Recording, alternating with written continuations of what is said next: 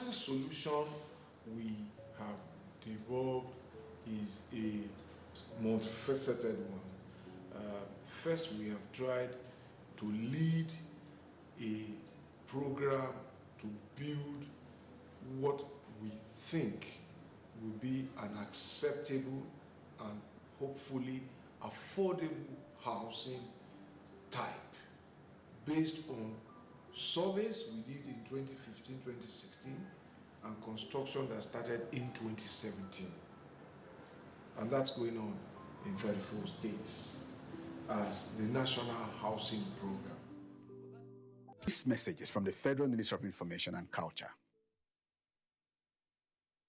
Since coming into office in 2015, the Buhari administration has recorded unprecedented achievements in all sectors, especially in the provision of infrastructure, which is the key to economic growth. Never in the history of this country has any administration done so much with so little. Recall that when this administration came into office, the price of crude oil, which provides for 80% of Nigeria's budgetary revenues and 95% of foreign exchange earning, dropped drastically, thus reducing the amount of resources available to the federal government. In spite of this, the administration has continued apace with massive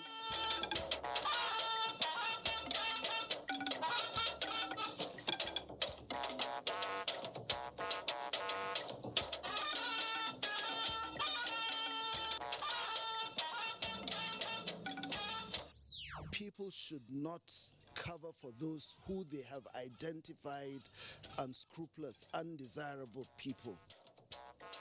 National Security Council promises imminent end to insecurity. This law is a law that favors the host community. Oil communities commend presidency over Petroleum Industry Act.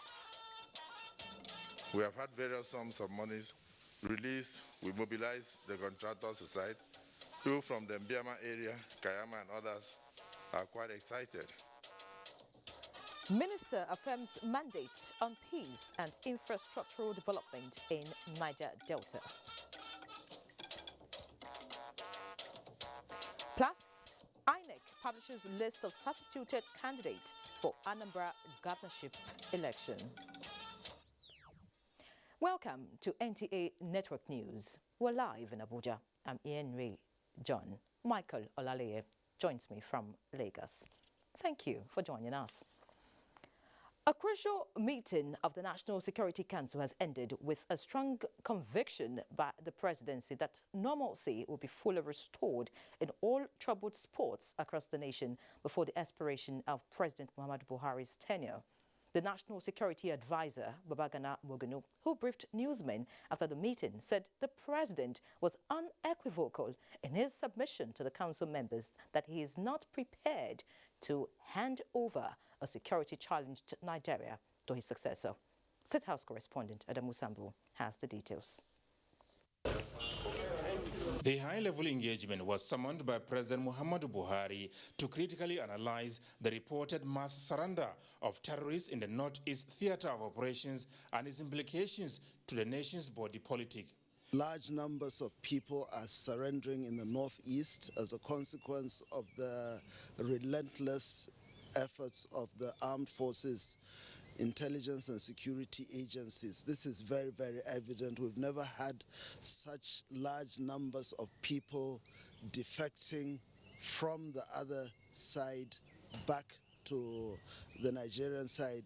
The president is quite happy that there's been tremendous success, especially with the advent of the new service chiefs and the Inspector General of Police, and he's also made it very, very clear that he's not ready to exit government as a failure. He's not going to tolerate that. He's made changes and is ready to make further changes if he's not satisfied. The meeting, attended by Vice President Yemi Osinbajo, several relevant ministers, service chiefs, and heads of other security services, also discussed plans for the surrendering terrorists. The participants also noted a significant drop in the cases of kidnapping and banditry in parts of the country. Far-reaching measures that cannot be made public were adopted towards achieving lasting solutions. In the context of the 21st century, you can't deal with these emerging crises in a cut and dried manner.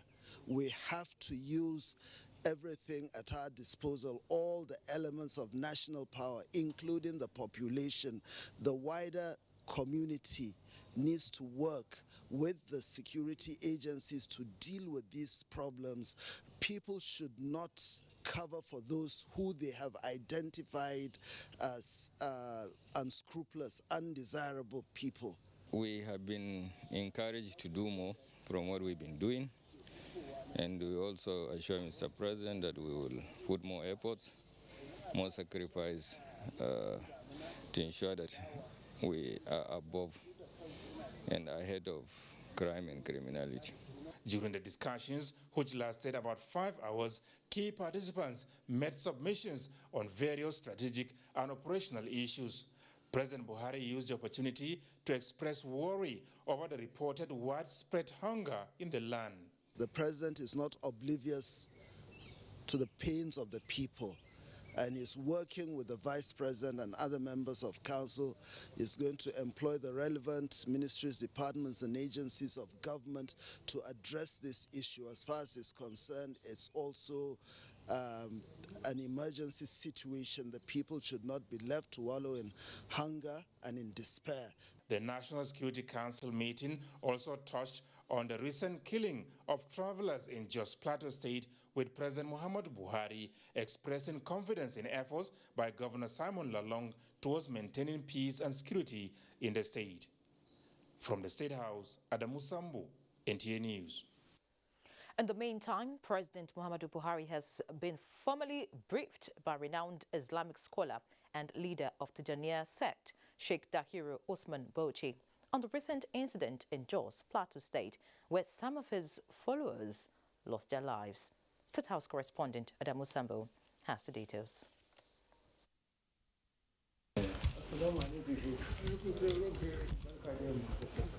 Sheikh Dahiru Usman Bauchi was accompanied to the State House by the Minister of Communications and Digital Economy, Dr. Isa Ali Ibrahim Pantami. Dr. Pantami was incidentally the one delegated by President Muhammadu Buhari while in isolation to commiserate with the Islamic scholar over the loss suffered during the incident in Jos Plateau State. Sheikh Dahiru Usman Bauchi is here at the instance of the president to bring him up to speed on the unfortunate situation with a view to strategizing ways of avoiding a recurrence. Speaking to NTA News after the meeting that lasted about 30 minutes, the Minister of Communications and Digital Economy, Dr. Isa Ali Ibrahim Pantami, described the strategic engagement as fruitful and reassuring. The major highlights of the discussion: firstly, Mr. President condoled the Sheikh, and he assured him that he has directed relevant institutions to investigate and do justice. He appreciated the Sheikh for the way he promotes peace, and at the same time he urged his followers to always be law-abiding. The Sheikh also presented some solutions to Mr. President for consideration, firstly on what happened, and secondly, something that will bring everlasting peace in the country, which is what we have been yearning to ensure, that there is peace everywhere. So, and at the end, Sheikh prayed for Nigeria, and also prayed for the peaceful coexistence of Nigeria, and also prayed for Mr. President to be successful in his leadership. The minister confirmed that the president assured the Islamic scholar that the government will study the recommendations he presented for necessary action. From the State House, Adamu Sambu, NTA News. Away from the State House now, the authorities are promising tougher times for air passengers intending to travel with prohibited items on the no-flight list at any of the nation's airports, following the approval of more funding for sniffer dogs by the Federal Executive Council. Aviation correspondent Emmanuel Ayimiro visited the military working dogs kennel wing of the Abuja airport to witness firsthand the training of these dogs for increased security. Vigilance and search operation of suspected vehicles begin at the K9 wing of the Nnamdi Azikiwe International Airport, Abuja. The search continues with the luggage of passengers before they are screened for COVID-19 or any other suspicious items. The approval of the procurement of security dogs is in line with the International Civil Aviation Authority for the safety and security of airports. Now, these dogs, they would be doing, among other things, detection of bomb, detection of drugs, currency, prohibited items, explosives, etc., etc. A visit to the military working dogs kennel provided an insight about the specialty of each dog on narcotic, explosives, patrol, and special operations. Security dogs are known for providing health and well-being benefits to their owners through the raising of alarm or alert when a suspected item is found within their domain. Such is what you are seeing being demonstrated by patrol dogs at the K9 unit of the Nnamdi Azikiwe International Airport, Abuja. Our dogs are periodically checked before they even go out for any operation. They work like the way we work, from 08 to 1600 hours. All these bandits, all these kidnappers, most of them are drug-addicted youths. And these are issues that the government, I think, is doing the right thing, not only for the airport. The sniffers dogs should also be imported for our borders. It's kudos to Mr. President. We must thank him, and we must thank the Federal Executive Council. So, what to expect with the additional funding is a faster response time to unlawful possession of prohibited items. Emmanuel Ayemiro, NTA News.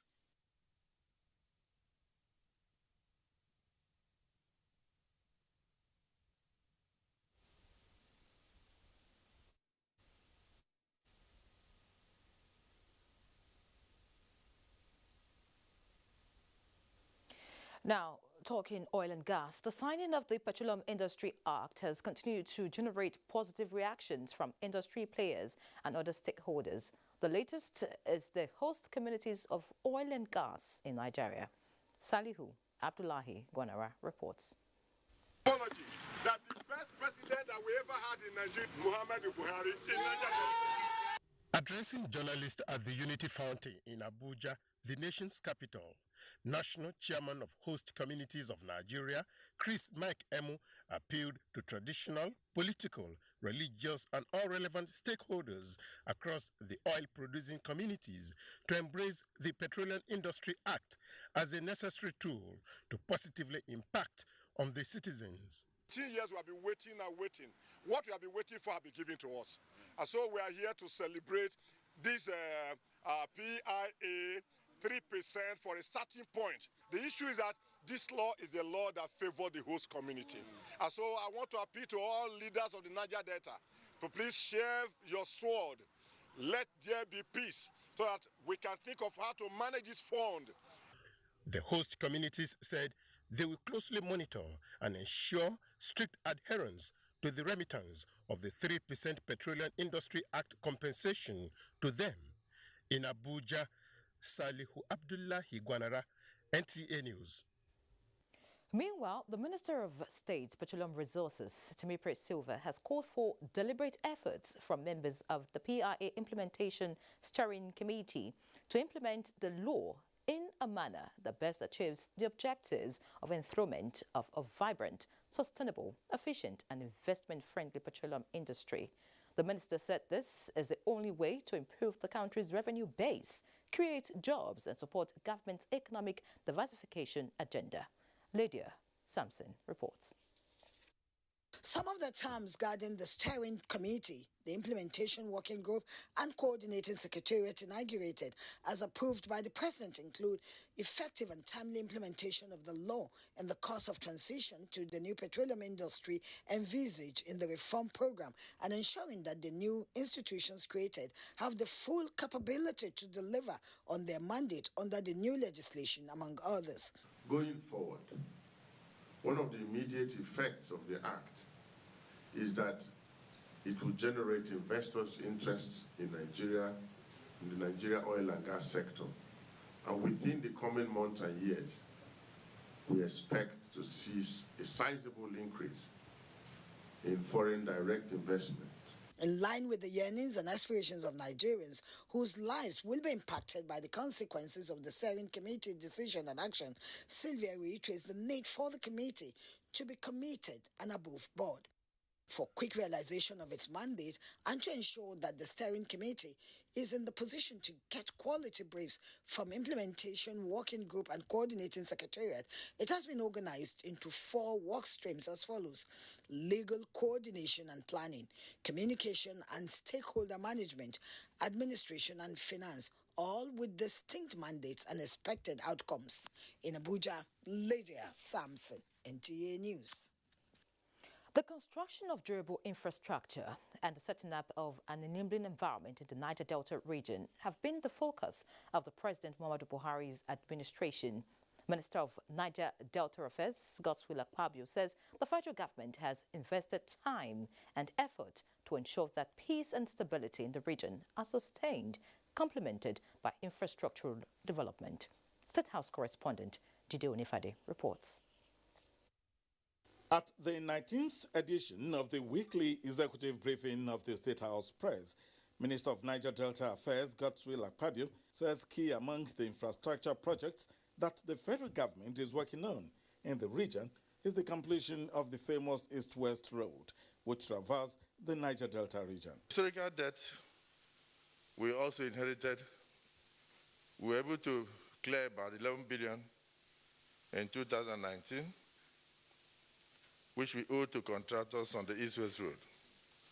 And this came from the magnanimity of Mr. President when on my application, he returned the East-West Road back to the Ministry of Niger Delta. And thereafter, we have had various sums of monies released. We mobilized the contractors aside. People from the Mbiama area, Kayama and others are quite excited with the amount of work going on. Since 2006, when the road was initiated, successive administrations have promised its completion as a campaign slogan. But the minister says the present administration is committed to the completion of the project by 2022. So we suggested that the NDDC should also come in and then budget the sum of 35 billion in 2020 budget and 2021 budget, specifically for those new infrastructure that we are putting on that East-West Road.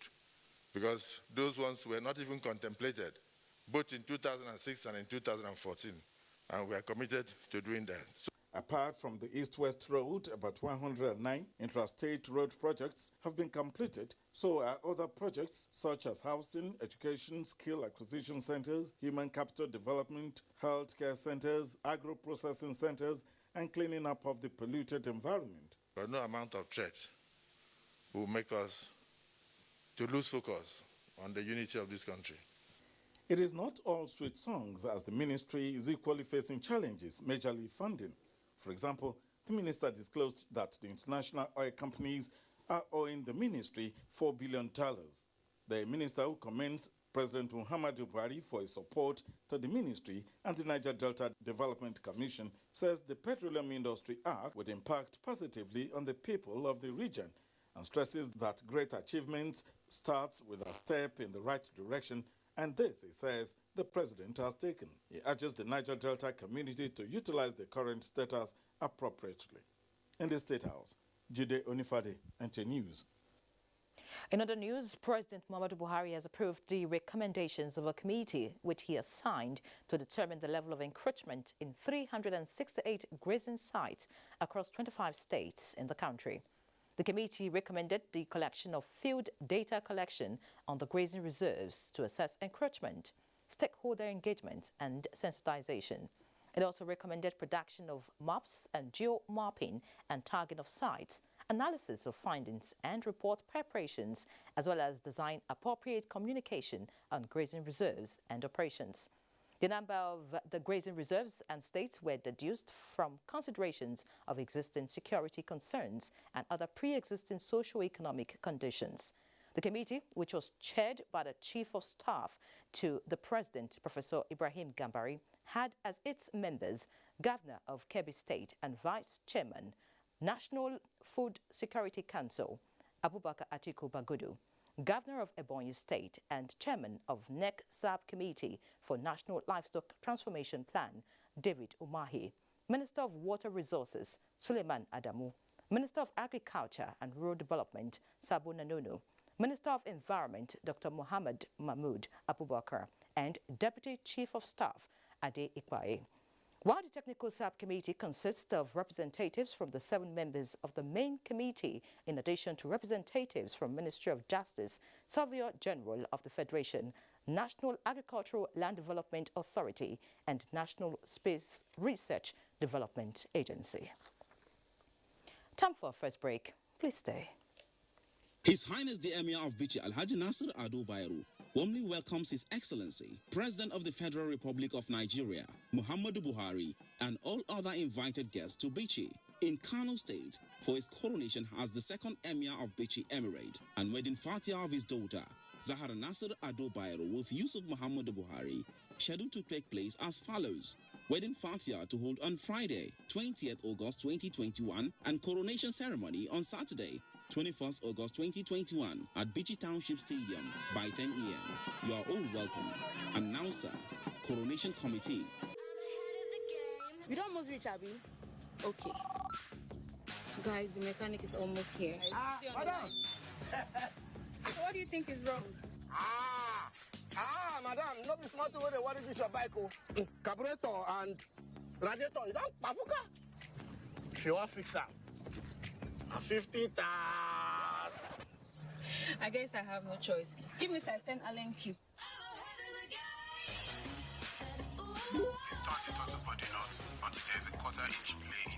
Madam, the top of those points, now you need to buy new one. New one at 16,000. Thanks for the help, guys. I'll be on my way now. Parenting your tools.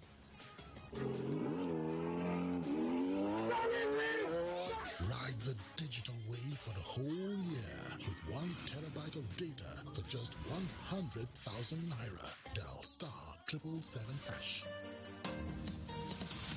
With star 966# Easy Banking, you can open a Zenith Bank account, purchase airtime and data, make transfers to any bank in Nigeria, pay bills and make POS payments, create a wallet account, and perform other self-service options like PIN and password reset and temporary blockage of your account. Star 966# is fast, easy, and convenient. And more importantly, it can be used on any phone type as it requires no data. Dial star 966# to get started now. Zenith Bank, in your best interest. Babe? Hey! Hi.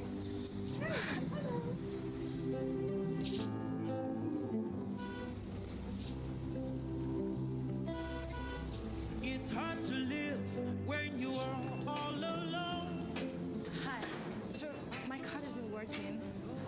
Hello?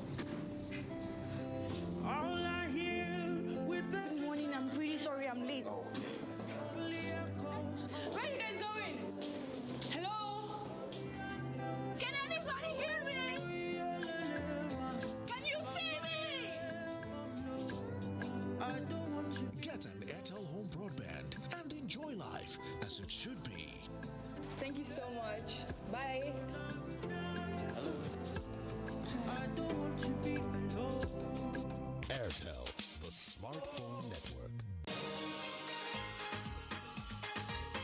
It's a very hard job to catch moving babies and change their diapers. With Morphix pants, changing diapers is now very easy. I tear it and take it off where I catch her. Pull the new one up in a moment, wrap up the used diaper, and throw it away. Both me and my baby are happy. This is how the happiness movement spreads. Come on, mothers, try Morphix pants. Join our happiness movement. We are StarTimes, the most affordable digital pay TV platform with the widest signal coverage in Nigeria, dedicated to bringing the best TV entertainment around the world to your screen.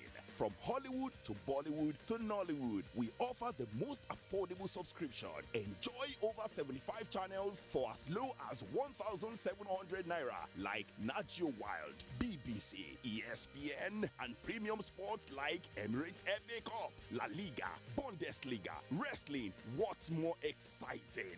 We have the most flexible payment options in Nigeria. Don't dull. Join us now for an exciting journey. Star Times. Enjoy digital life.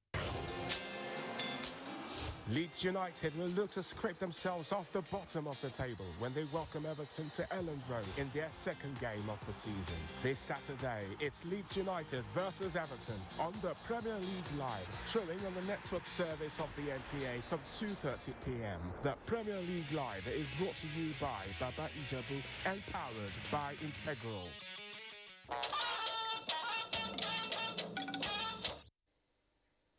Thank you for staying. Let's now talk politics.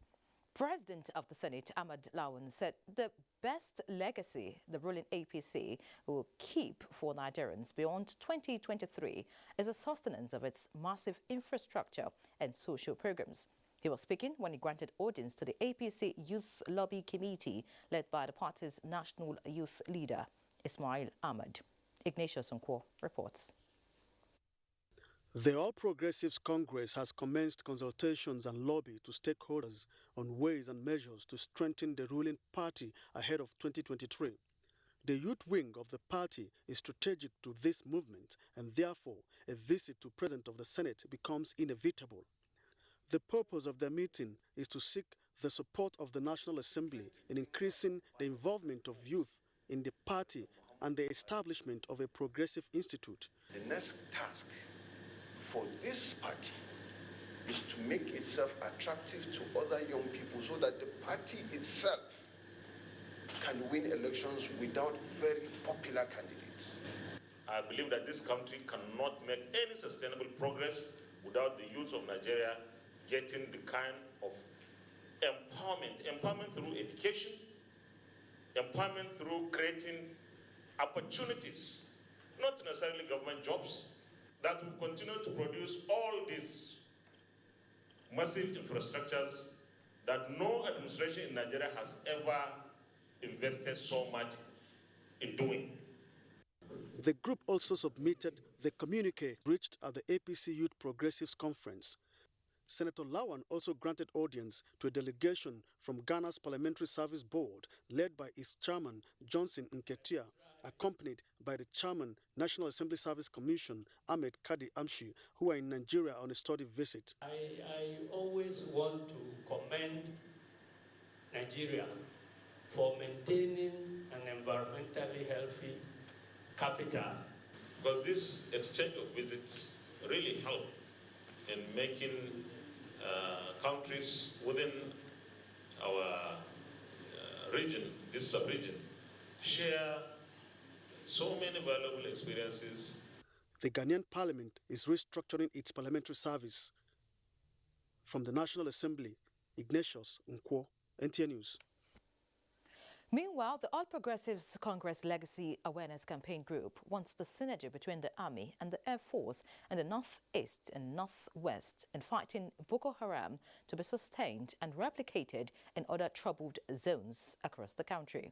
A statement by the national coordinator of the APC Legacy Awareness Group, Salihu Mohammed Lukman, said the arrival of the Nigerian Navy's brand new landing ship tank and the Nigerian Air Force first batch of 6 Super Tucano aircraft demonstrates the passion of the Buhari's administration for a secure nation. The APC group believes there is so much to be optimistic about as the security agencies under the leadership of President Muhammadu Buhari intensifies efforts to secure every inch of the country and share the view that security challenges are best tackled by a combination of responses which should not be limited to kinetic military action alone. The group noted that the administration's focus on legislative reform, ease of doing business and mobilizing investment in agriculture, mining and infrastructure are all steps aimed at directly creating the right enabling environment for jobs, investment and prosperity for the populace and at indirectly curbing insecurity. Now, the Nigeria Police Trust Fund has taken delivery of security and health equipment as well as other operational vehicles procured for the force. Francis Form reports that the combat vehicles and medical equipment worth billions of naira is expected to enhance efficiency and effectiveness in crime detection, prevention and control.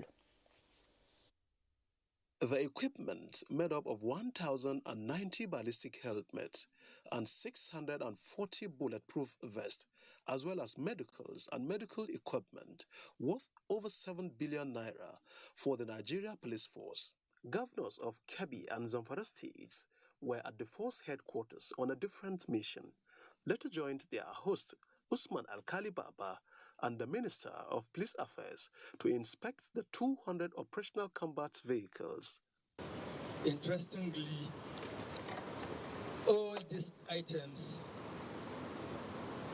have been tested and found to be of good quality by the end users. So we're very happy that what is here is good and acceptable to the end user. The minister assures the force of government's commitment to equipping the police with modern technology to combat crime. Frank says from NTA News.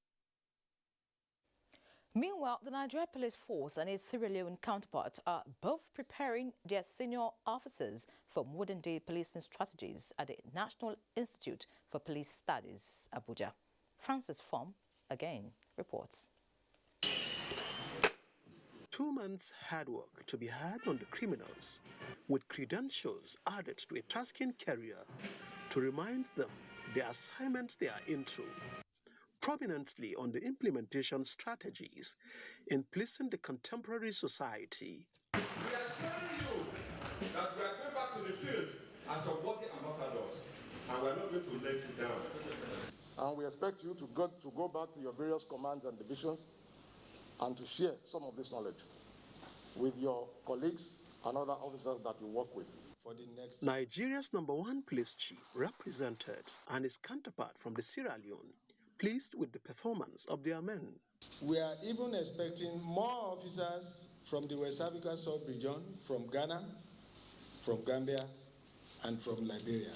I will not leave here without congratulating you, Ghanaians, and charge you with the responsibility to go and make Nigeria and Sierra Leone a better, safer place.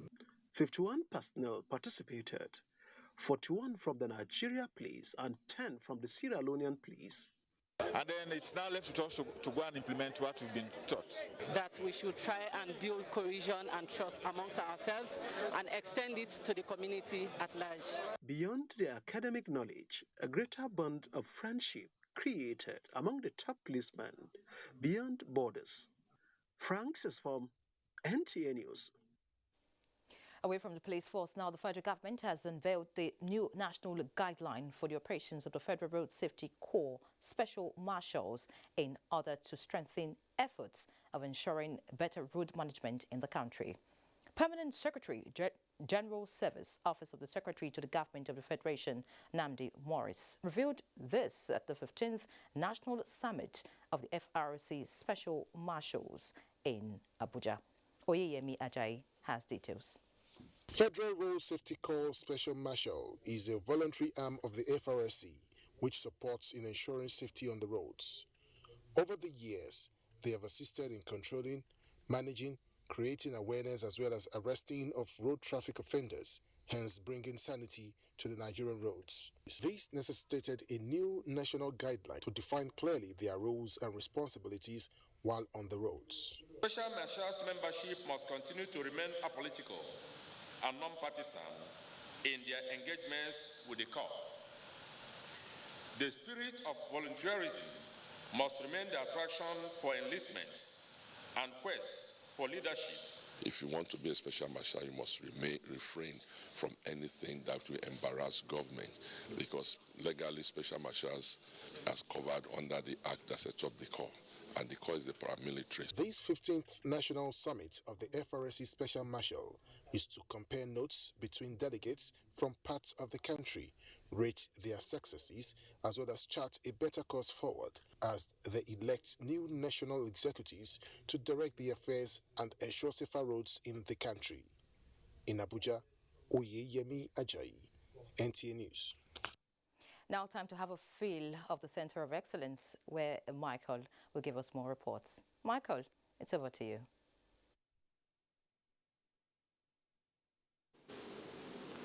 Thank you, Erie. For Nigeria to translate its areas of investment opportunities into growth, there is need to embrace public relations as a tool for national development. At the 15th International Public Relations Conference held in Lagos, key players emphasized collaborative engagement rather than confrontation in the quest to achieve stipulated goals. I'd like to emphasize that since good reputation enhances national pride and patriotism, this forum wants practitioners to harness the power of public relations for national gains, which will in turn create wealth. But the worries here is that in the face of proliferation of digital communication, fake news seems to be a clog in the wheel of progress. Minister of Information and Culture, in his message to the Congress, challenged practitioners to devise the most strategic ways of communicating the gains above the losses.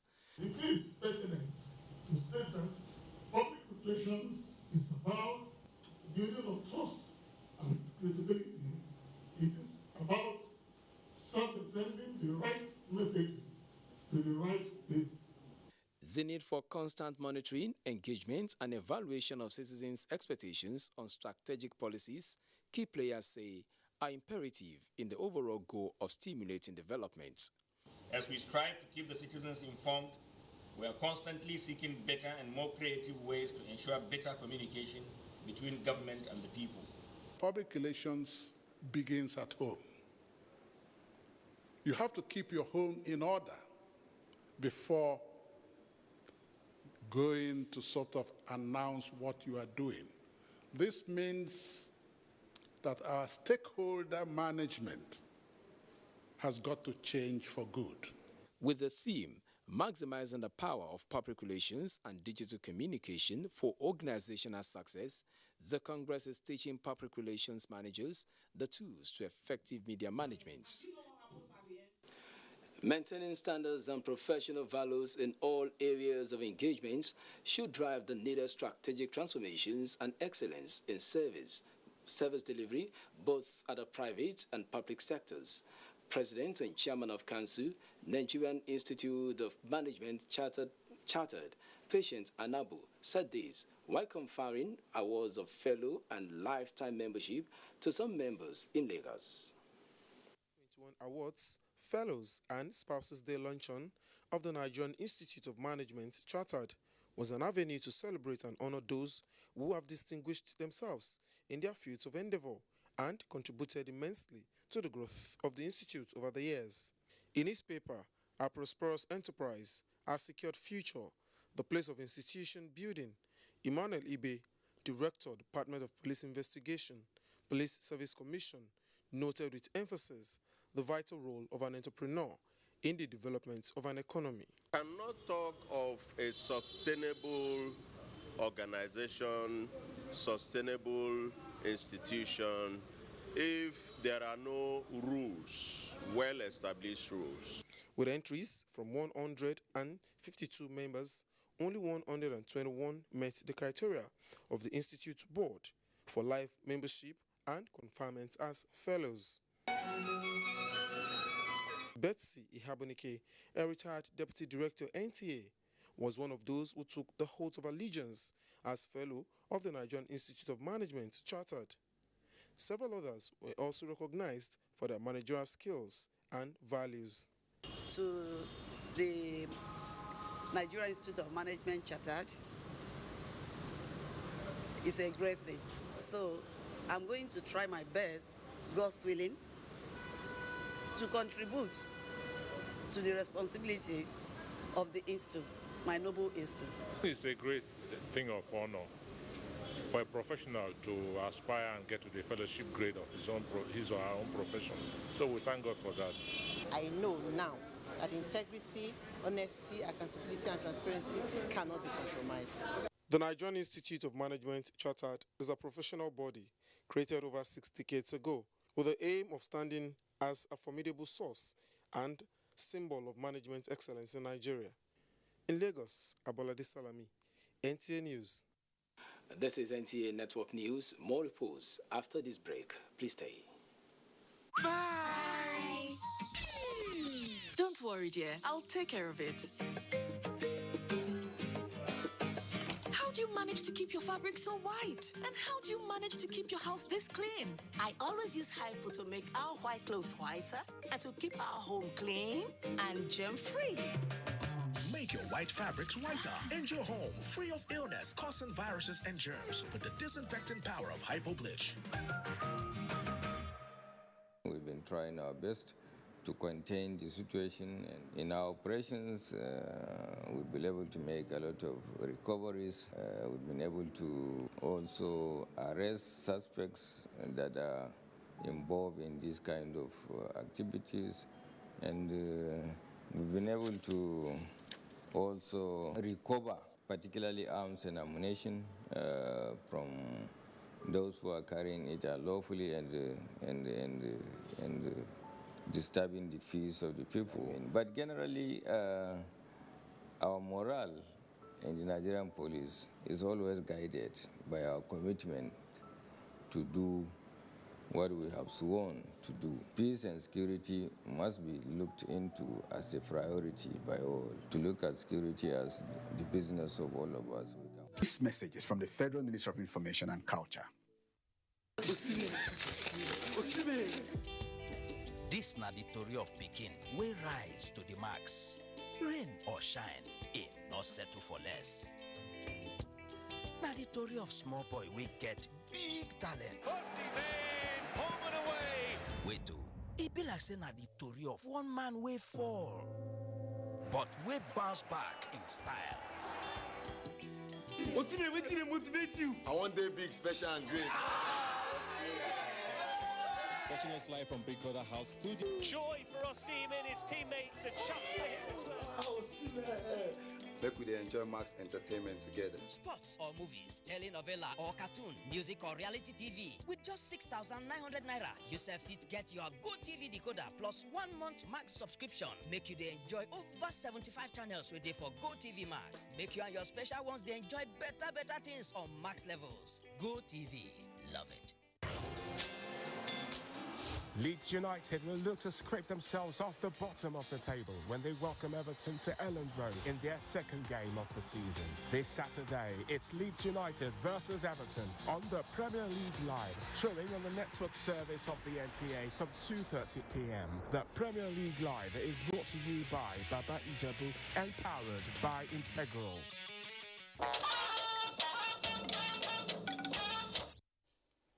Glad to have you back.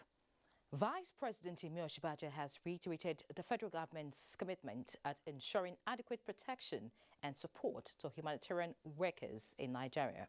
Professor Shibaja stated this in a message to the 2021 World Humanitarian Day celebration. Ilyasu Ali Yakubu reports. The United Nations General Assembly in 2009 designated 19th of August every year to honor the sacrifices of humanitarian workers.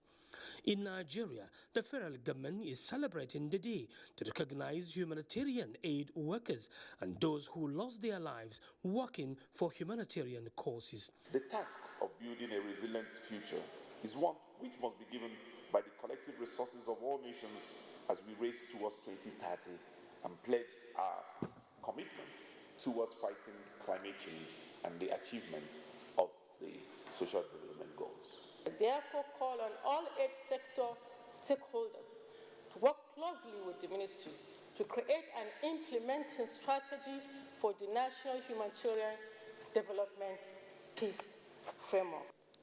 This speaks to women's role in humanitarian crisis management.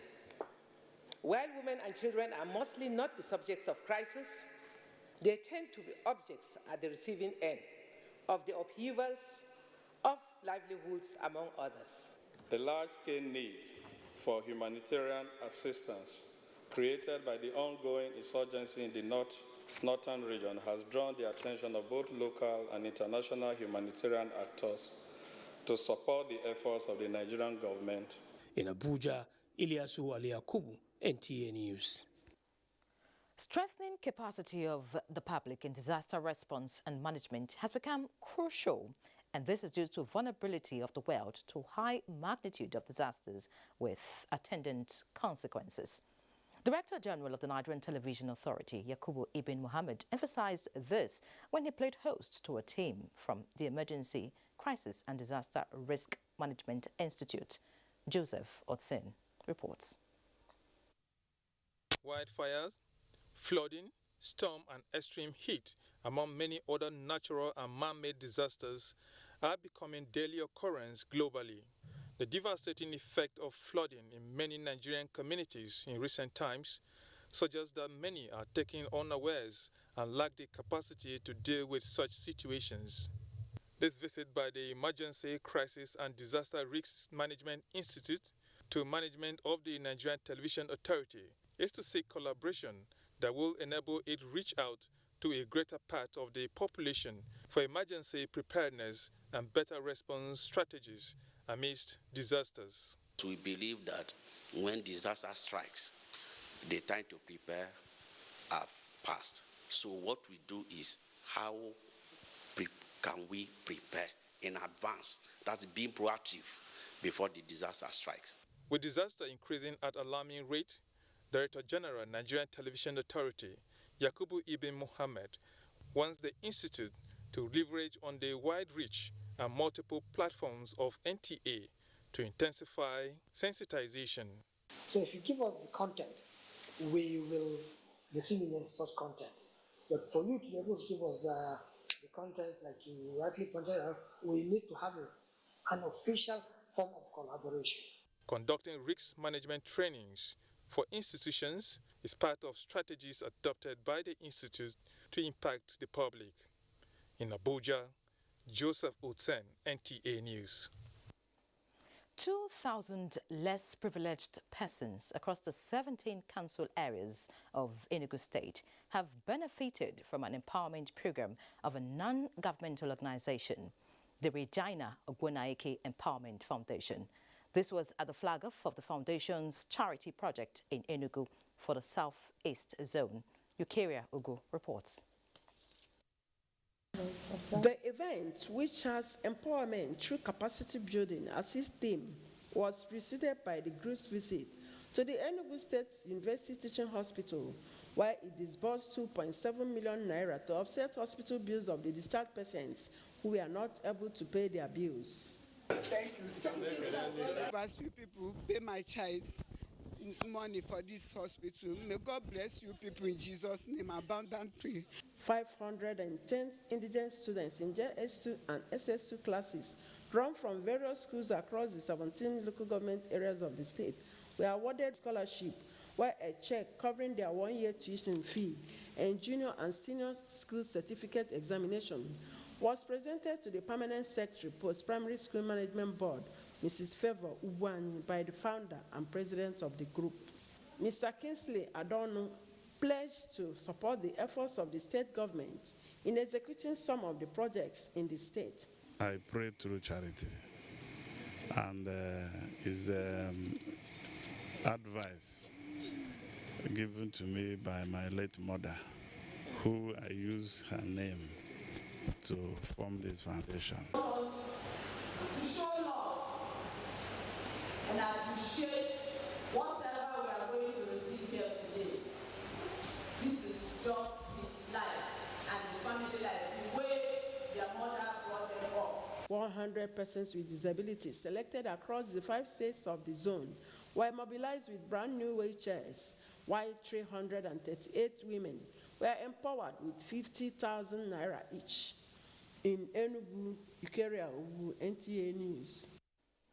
A national conference on transport infrastructure development in Nigeria appears to believe that long-term financing and proper project monitoring are some solutions to the transport deficit in Nigeria. The conference in Abuja is an initiative of the Nigerian Institute of Transport Technology, Zaria. Elizabeth Omori reports.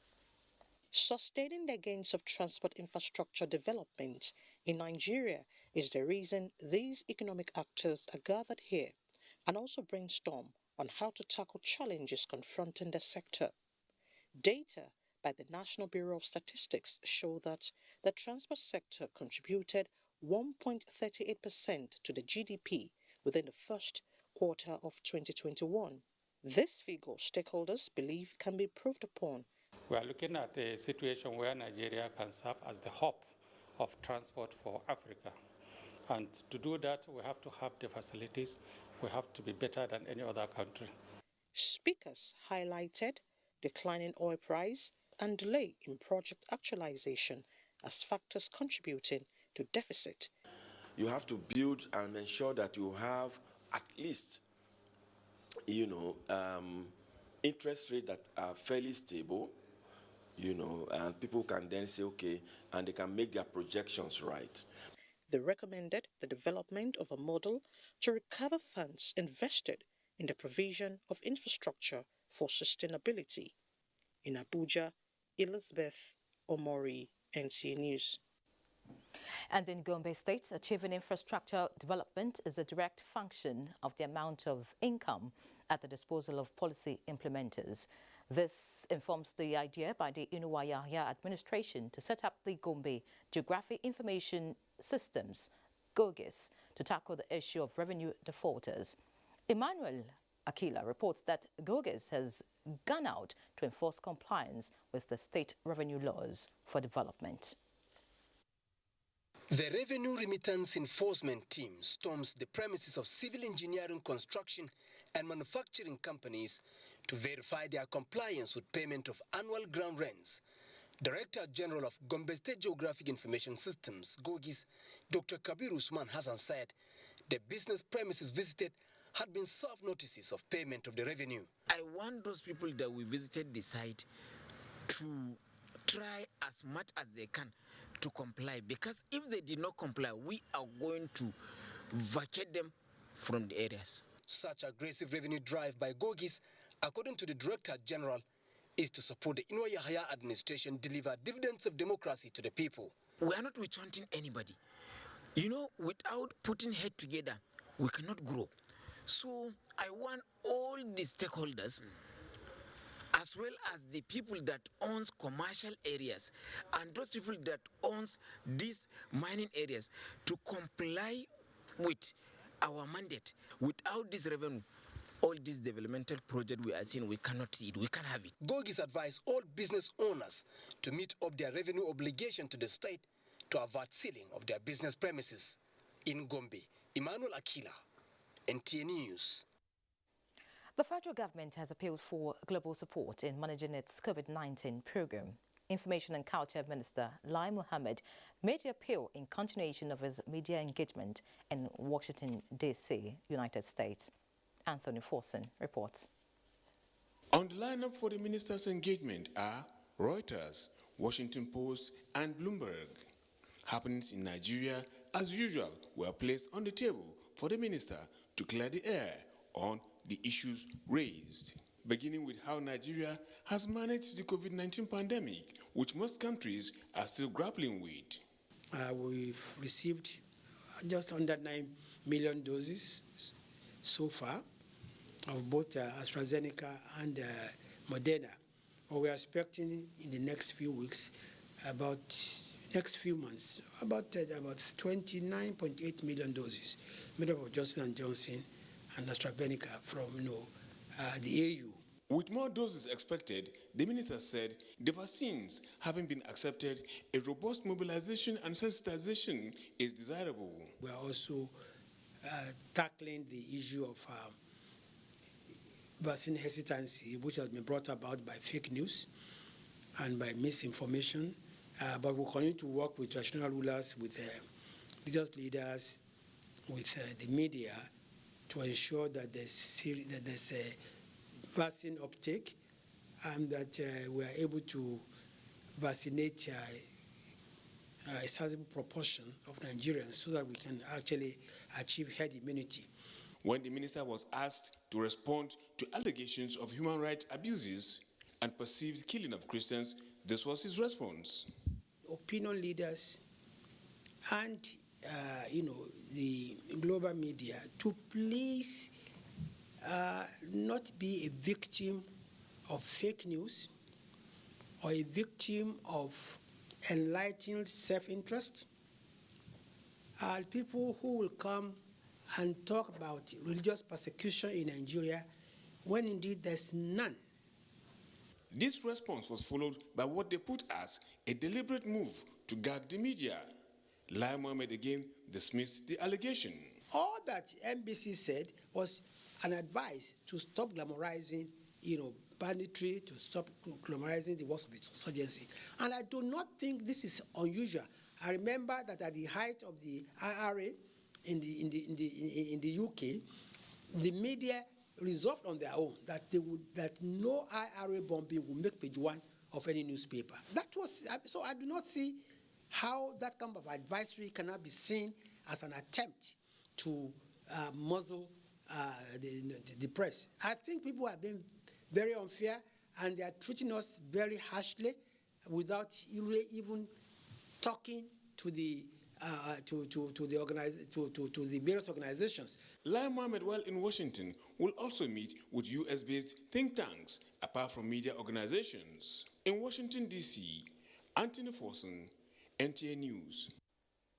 Back home, INEC has published a list of substituted governorship and deputy governorship candidates for the November 6th Anambra governorship election.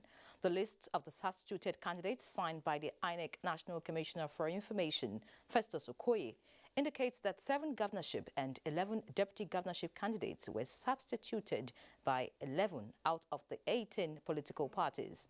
Similarly, INEC was served with the judgment of the Court of Appeal, Kano Division, which set aside the judgment of the High Court of Jigawa State on the leadership of APGA and the nomination of its candidates for the Anambra governorship election. Following that judgment, the name of Chukwuma Umeoji has been removed and replaced with Professor Charles Soludo, while the APC also got a new deputy governorship candidate, Chukwu Emeka Stephen Okafor. However, the final list of candidates will be published on 7th October 2021 as provided in the timetable and schedule of activities for the election.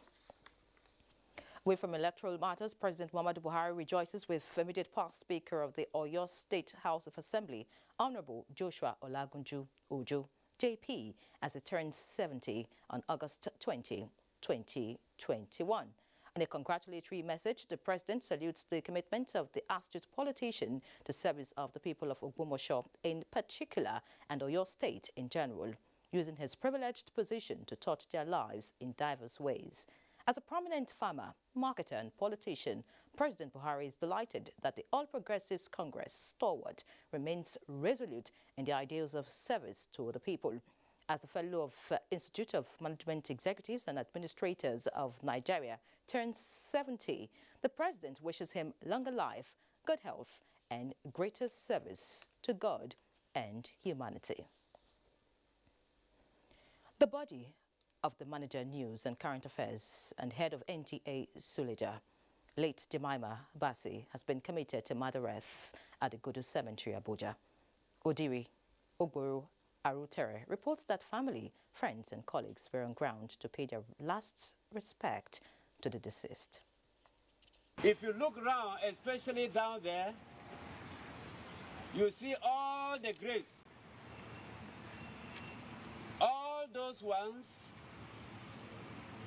have embarked on a journey of no return.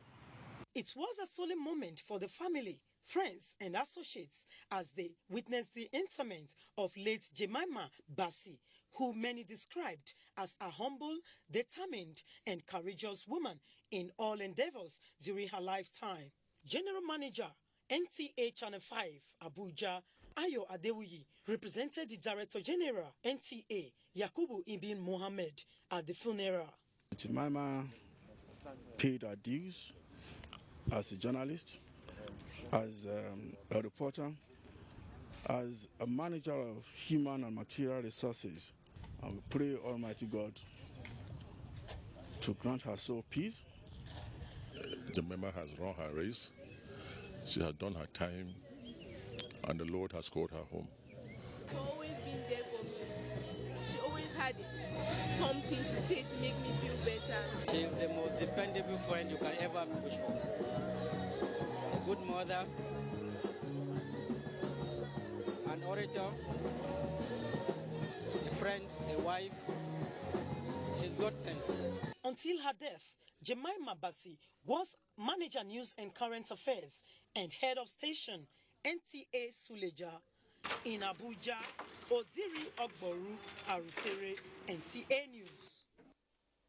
And that concludes Network News tonight.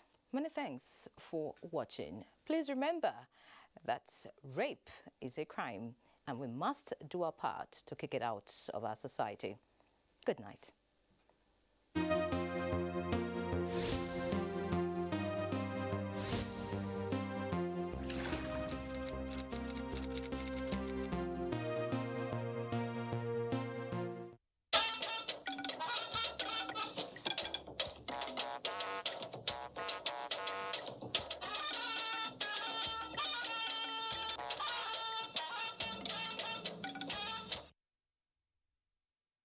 Bridge project. The second Niger Bridge project is a project that has been conceived for a very long time, but it has finally come to life during this present administration. This project has a lot of socio-economic benefits, and it has impacted positively on the lives of the host communities, both in Anambra State and Delta State. The people are very happy. The host communities, they partnered with us because apart from the social benefits, indigenes are also employed on this project. We can see how their lives are being improved. This message is from the Federal Ministry of Information and Culture.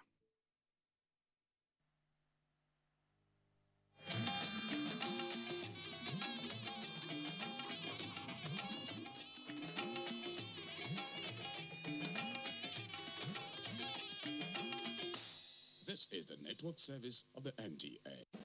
Arise, O Nigerians! Let's applaud the courage of Flight Lieutenant Abayomi Dairo, aka the Aggressor, for his skillful and dogged escape from the bloodthirsty bandits in the forest of Zamfara State. 3 hearty cheers also to all military and security personnel who are tirelessly protecting fellow Nigerians from insurgency and banditry while maintaining peace and order. Nigerians are proud of Abayomi Dairo and all our gallant men and women in uniform for sacrificing so much to keep us safe. We admire your courage and we say thank you. God bless the armed forces. God bless Nigeria. This message is from the Federal Ministry of Information and Culture. A new edition of TV Guide is out exclusively with Governor Simon Lalong of Plateau State. Since assuming office, our rescue administration has pursued the path of peace and reconciliation and restored confidence among people of different ethnic, religious, and political persuasions. Peace is back on the plateau. We are building world-class infrastructure in roads and opening up opportunities for innovation. The edition is a compendium of mind-blowing stories for your reading pleasure, ranging from entertainment, economy, sports, media, politics, family, and lots more. Pick up a copy and keep abreast with issues and trending features within our space. TV Guide, very incisive, very educative and compelling. Grab a copy at the vendor near you or any NTA station nationwide. TV Guide, your indispensable companion.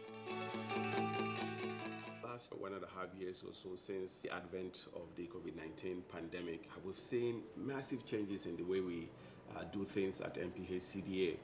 Working with the Presidential Task Force on COVID-19, we were able to actually roll out in the first couple of weeks a massive community-based program that looked at how we could quickly mitigate the impacts of COVID-19 in the communities.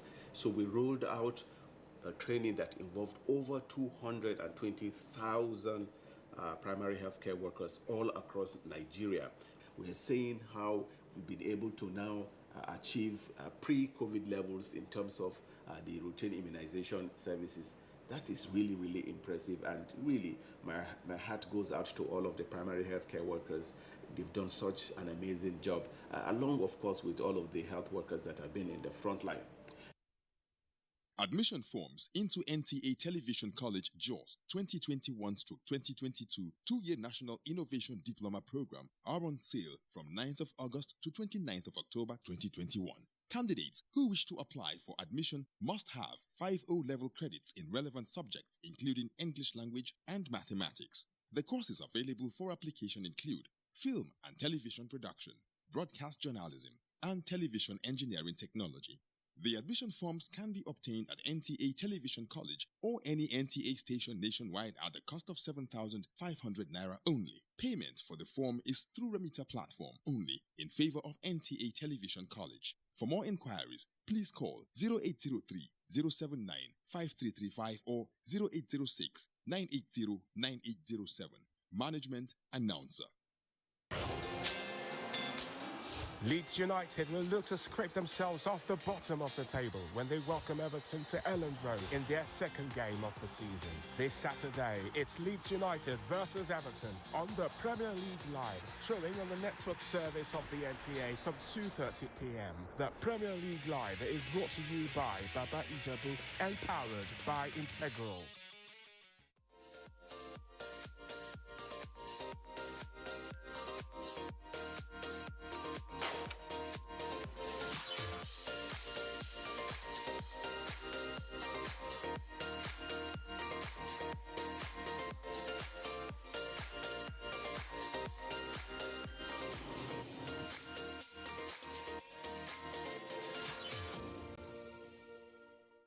My name is Akinwele Oluwatoyin Deborah. I finished 2018, served 2019. When I finished, I was like, okay, I need like a stable income, like I'm getting like a monthly salary and everything. I submitted my CV in some different organizations, but some people they'll call, they'll be like, you're looking for school certs, you're overqualified. I was like, I will do the job, even that, but they're like, no, I won't be able to collect 25,000 I would like. But then I was still sending my CVs to some places, hoping for them to call me for a job or anything. But I didn't just wait around for the job. I had to just do something else so that I don't just stay at home doing nothing. Oluwatoyin Akinwele is one of millions of young Nigerian graduates currently running their own small businesses due to unavailability of jobs in the Nigerian labor market. Before my admission into the university, I enrolled with Green Grow, where I learned for 3 months. And during the time when I came back from the university, I went to serve with Praise Land, where I normally help us with some little events. And I also learned how to bake there again. I spent about 6 months with her. And then I was doing my own thing too at home then after I got a job. Ibilola Akonji is a graduate of the University of Ibadan after an unsuccessful intensive job search. Just like Toyin, she learned a skill. She is currently the founder and head makeup artist of IBT Faces Lagos. It's been full of ups and downs. I can remember when I started, it wasn't easy because, you wanted to really get there. So I kept pushing. I kept going for trainings. I kept going for upgrades with, several top makeup artists, the likes of Sopro, likes of Sleek Beauty Shop. So it wasn't easy at all, but we thank God that we're doing fine now. And there are many more in Nigeria today, like Toyin and Ibilola. My name is Ubukaje Trozakaria. I developed the app Uda Salon. Uda Salon is an application that gives users easy access to the nearest salon services. When I finished my school, I'm from a family of 4. So my parents were expecting something from me, which the salary was not just enough. They were paying me 9,000 naira when I started working. So 9,000 naira, how will I fit? And I'm in Abuja here. So I said, for me to get where I want to go, I have to stop teaching and then come up with a different idea. So I now, though I like reading, of course, so I now bring the idea of this salon.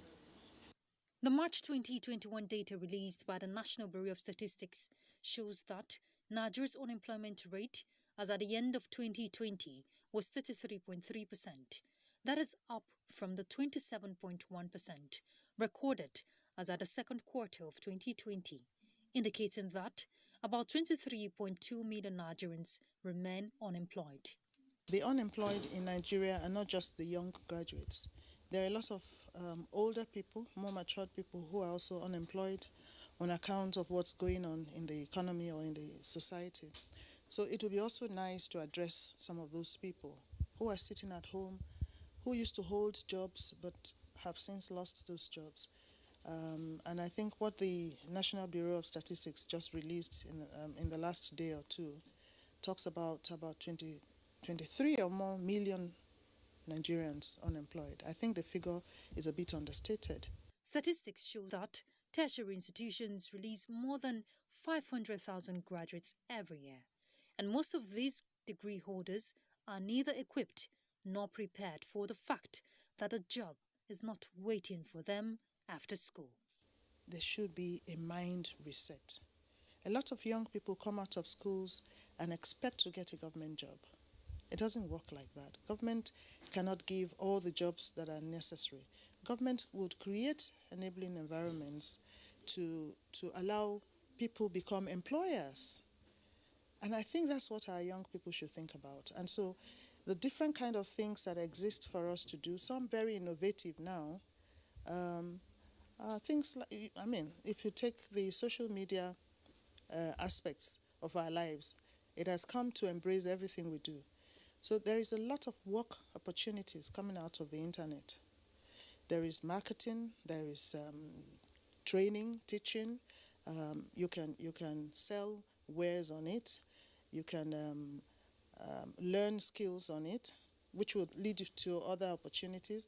Like someone said to me, I learned how to tie gele from the internet, from YouTube. So gele tying is a business. It's innovative. But we're all tying our gele with these people now. You spend between 5,000 to 10,000 tying gele. So that's one of the areas that young people can earn money. But we're looking at it as if it's a bit mundane. It's better than sitting at home and moaning and whining that you don't have a job. The first place to start is for them to work on their mindset, to understand that the jobs aren't there. There are 208 million people. Every year, according to a statistics released by Pastor Tunde Bakare recently, over 6 million graduates are pushed into the job market. Nigeria does not create 6 million jobs. So the danger there is if you are looking for jobs, you will be a victim. Yeah, so the smart thing to do is, first of all, understand that the jobs don't exist. And even if they existed, how much do the jobs pay? And then look at what your friends are doing across the world. Paystack is closer home. Somebody created Jobberman, a platform for people to submit CVs. A Nigerian young man. A lot of people have created different things. So why don't you look at the digital revolution that's going on and understand it?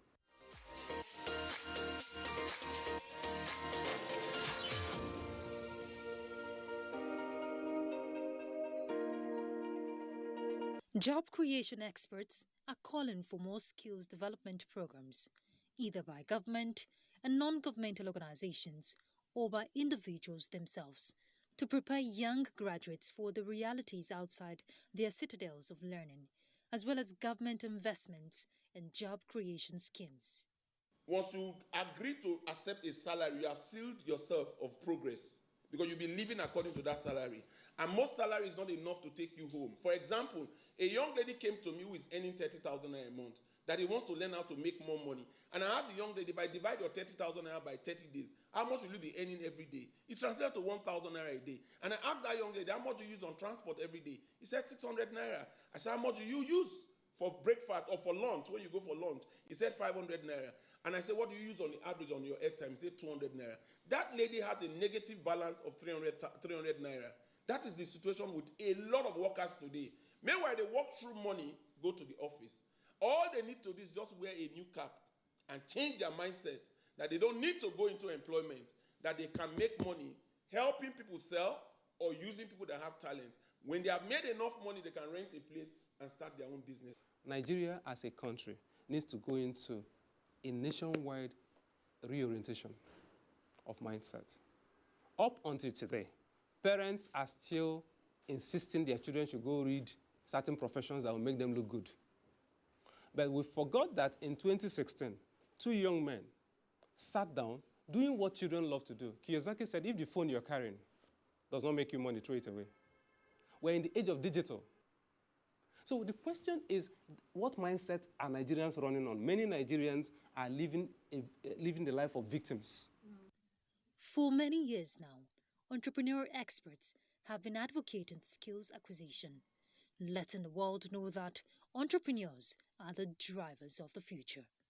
As education no longer gives the assurance of getting a job after graduation, young entrepreneurs like Ibilola and Toyin may have had to cross a few hurdles now and then on their path to building a successful and sustainable business. They remain optimistic for the future. I'm still trying to gather money, but at the end of the month, I normally have a reasonable amount of money. I started this place off with a little bit of a loan, because I don't really advise loan, like a large amount of loan to be, like when you're starting up a business, not that advisable. So I just started with a little bit of loan, and I've been able to pay back that loan I got in the long run. And then my monthly gain in the month, which is from around 30-35, is fluctuates sometimes because it's not a stable market. I don't have a stable market yet. It's kind of like rising and falling.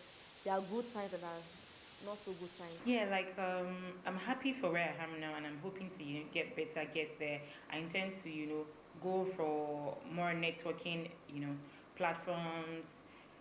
Maybe people use more of social media, and also maybe start another session of training people and also satisfying my customers. They intend to work more on customer relationship. Basically, we have working clients and we also do bridal jobs. So we have 10 to 5 working clients in a week, which is we charge 15,000 per head. And depending on the client, some come in for photo shoots, some come in for Owambe glam, some comes in for birthday beads. So I think I make enough, more than enough. A United Nations survey speculates that Nigeria is expected to be the world's third most populous country by 2050, with over 300 million people. This means the number of people looking for jobs will keep rising as population growth continues to surpass output expansion. This trend is beginning to foster a growing entrepreneurial class in the country, a trend stakeholders believe should be encouraged. You can move yourself from grass to grace because God did not bring us here to suffer. He brought us here to prosper, actually. Those are his words to us. And so when I see people who are really trying, we should encourage them by all means, positive. I would say stick there. Hold on, your efforts will be rewarded very soon, probably sooner than they think, because most people give up just before the dawn, you understand? And after every darkness, there's a dawn. So integrity is key. People do business with you based on trust. If you mess up that trust, you may never have a second chance of making a good first impression. So a lot of young people need to understand that when it comes to finance, you can start a business without a dime. It's called OPM. It's called OPR, other people's money, other people's resources. So leveraging social capital, leveraging all these Facebook friends, social media friends, and all of that, all I do is sometimes is post a poster. Research shows that some of Nigeria's youngest millionaires are entrepreneurs who took the risk and initiative to start a business with little or no funding, especially in this digital age where it is easier to be found by customers in the growing online market. Just taking up your position and looking at the person that has something to sell. Take the picture of what he's selling and tell him you will help him sell. Negotiate the price very well and put it on your phone. You have opened a shop for yourself. More people will see that item in your phone, in the social media, and you will sell more than the person that has a shop. What did you use to start that business? Now, you can also see a lot of people on the street who are working today who are talented, but they can't reach the people that have the talent they need, they serve. If you look at someone that has a talent today and collect his number and tell him, I will look for people business for you, and any business I get for you, you will give me a commission out of what they pay you. You will have employed that person already. So employing 5 people in the street today who have talent and start to sell them on the social media, you make more money than the individuals that you have there. The Nigerian government's drive to encourage more innovative and enterprising Nigerians encouraged some Nigerian tertiary institutions to design curriculum and dedicate departments to the study of entrepreneurship. The entrepreneurial course in these universities is meant to teach students to be self-reliant and see new business opportunities where others cannot. Entrepreneurship at tertiary institutions is even late. But if now Nigeria wants to focus on tertiary institutions, which is where we think that is the passage to the society, after when you graduate, then you become something on your own. It's late, but let us agree that that is the point of exit. It's not something we joke with. It's something that from the program itself, it needs to be knowledge-driven. Some of my students, few of them who understood it from the beginning, they don't look for job. I've tried to even attract them to say, apply for this job. They will say, oh God, no, I cannot. I will now. They have seen that having self-reliance, you can think by a way of scanning of your environment. There are very good opportunities. They are able to scan every environment wherever they are, and they will see opportunity and they will tap it. It's not something stagnant at all. That is why it is a ship entrepreneurship. It is moving. It's an oceanic something that you keep on moving. Diversification, rethinking, deep thinking will be helping you to understand that these are another opportunity has come. So because every day, I'm saying it as a practitioner of entrepreneurship, there are opportunities. We have courses that have prepared us for this. Like in our 3 level, we have a course called Business Planning and Feasibility Study. When we do that course, we are told on how to write business plans, how to go for pitching sections, and a lot of things. Because it was really practical. When doing the course, we had bankers who came to check our business plans. They scrutinized it, they scored us based on what we were reading, so that we are going out there for a prepared environment, not just being taught in the theoretical way. We are made to learn it practically, and when we were able to defend our business plans. And I think out there, if I have the opportunities, of course, I'll write business plans, I will announce grants, I will get a lot of things and write my business plans and get a lot of things. And even if I'm not going for a government job, obviously, I'm not. But I know I'm going to make the world a better place through my business ideas and through opportunities I'm going to be announcing.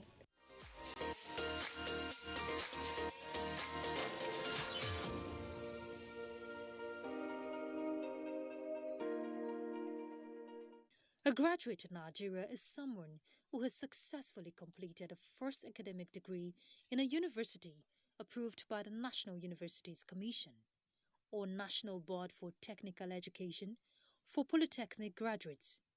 This well-sought-after paper qualification in Nigeria is no longer a prerequisite for employment. Business experts say every Nigerian must learn entrepreneurial skills to succeed in the modern world, even as some young Nigerians who studied for other academic disciplines and professional courses have had to learn to be entrepreneurs the hard way after losing some valuable time combing the job market. So what you go to learn in university is what should start you off in life in terms of basic thinking skills. I don't have to be a political scientist because I learned political science in school. I don't have to be a lawyer because I learned law in school. It could be an introduction to some other aspects of my life further down that may help to make better. So if you're a hairdresser today and you studied biology education, you'll probably be able to address some of the dandruff issues or other issues, the scalp diseases of your clients, by talking about it in a way that your biology comes to bear. The first thing that anybody that wants to do business must look out for is, who am I selling to? If you don't know who you are going to sell to, you can never succeed in that business. Because you'll be opening a business that people are already in already. And it will be difficult for you to penetrate because people are already selling already. So the first thing you need to actually know is, who will I sell to? If you don't know who to sell to, don't even start. The second thing is, what is the competitive advantage that I'm bringing to the market? Competitive advantage is doing something different from what other people are doing. If people are selling chinchi already and you want to go into selling chinchi, you must see how you can cut your chinchi different from every other person's cut. You must see how you can make your chinchi a little bit different in color with other people's own. You must create a differentiation, like I don't put sugar in my chinchi, I use dates. If you do that, then you'll be able to go to any supermarket and tell them, I want to bring my goods to you, and the ones you have them are not like my own. And because it's a different variety, they will take it on. So you must understand the market, know you are going to sell to, know what your competitive advantage will be, and the third thing is you must present yourself to take advantage of that opportunity. Don't procrastinate. And if you don't have enough money to stock yourself, get people who are doing the same business and help them sell. When you start making money, the money you make, use it to now start your own business. A lot of Igbo people do that. As a way to solve the unemployment crisis, the federal government started the Empower program to empower and train young graduates by providing them with short-term job opportunities in agriculture, schools, health centers, and tax administration departments. The program has had more than 200,000 beneficiaries and aims to cater for more subsequently. Our goal and objectives about Empower is nice. It's all about entrepreneurship, supporting people. But you cannot support on empty. I do tell some of my supervisees and students, 1 million times zero is zero. 1 billion times zero is zero.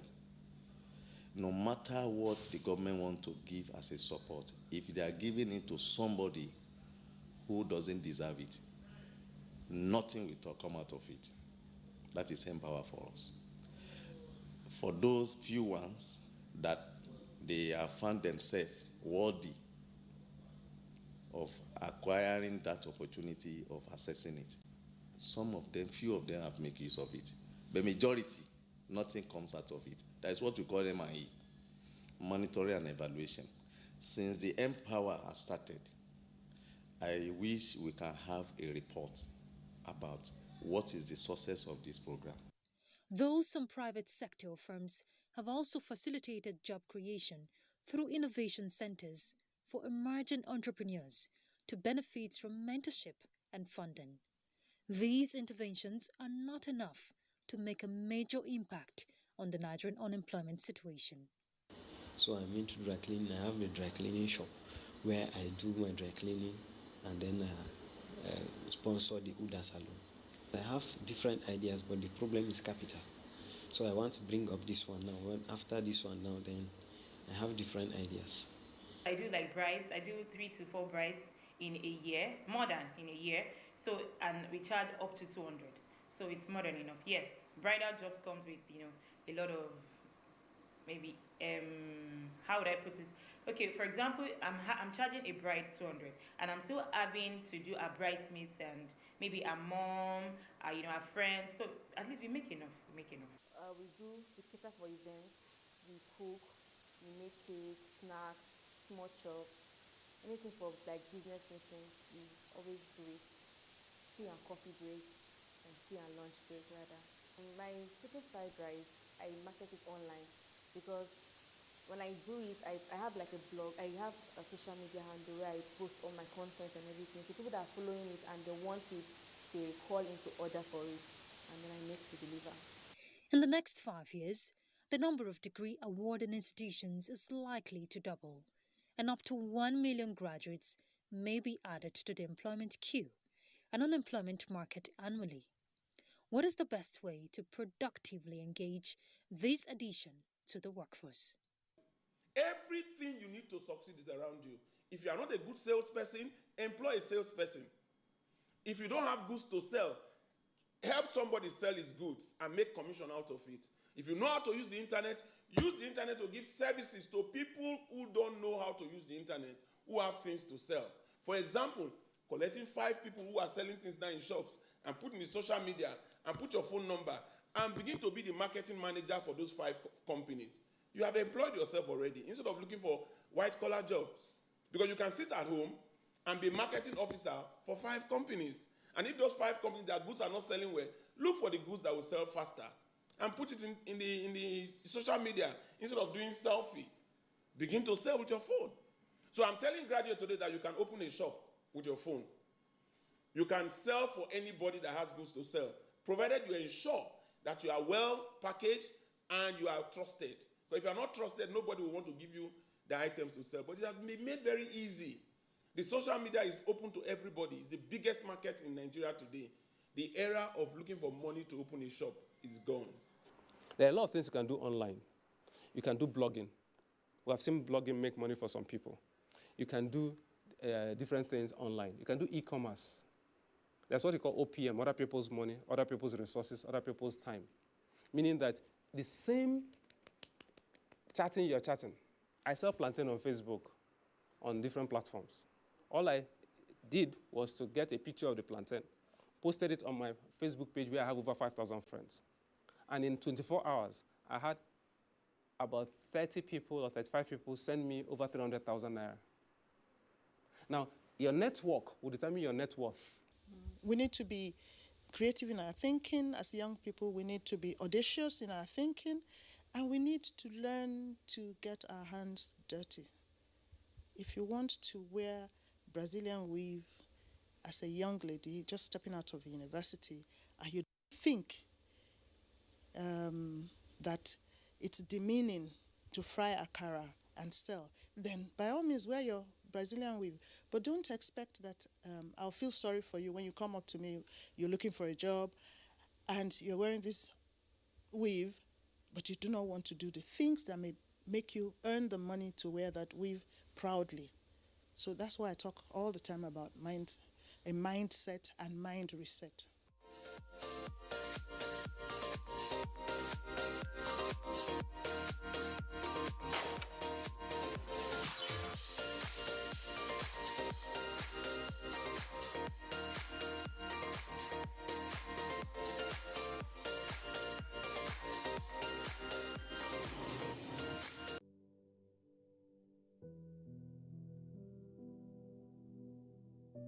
The housing solution we have.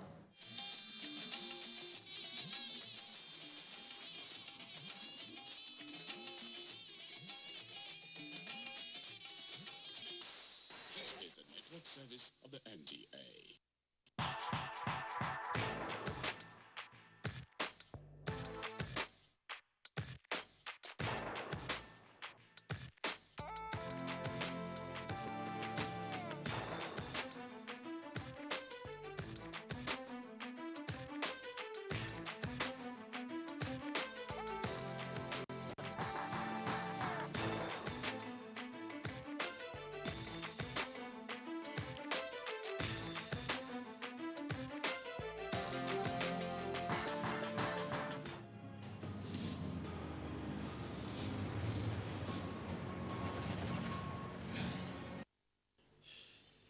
A few days ago in Yaoundé, Cameroon, the draws for the 2022 African Cup of Nations, Africa's biggest football championship, were held.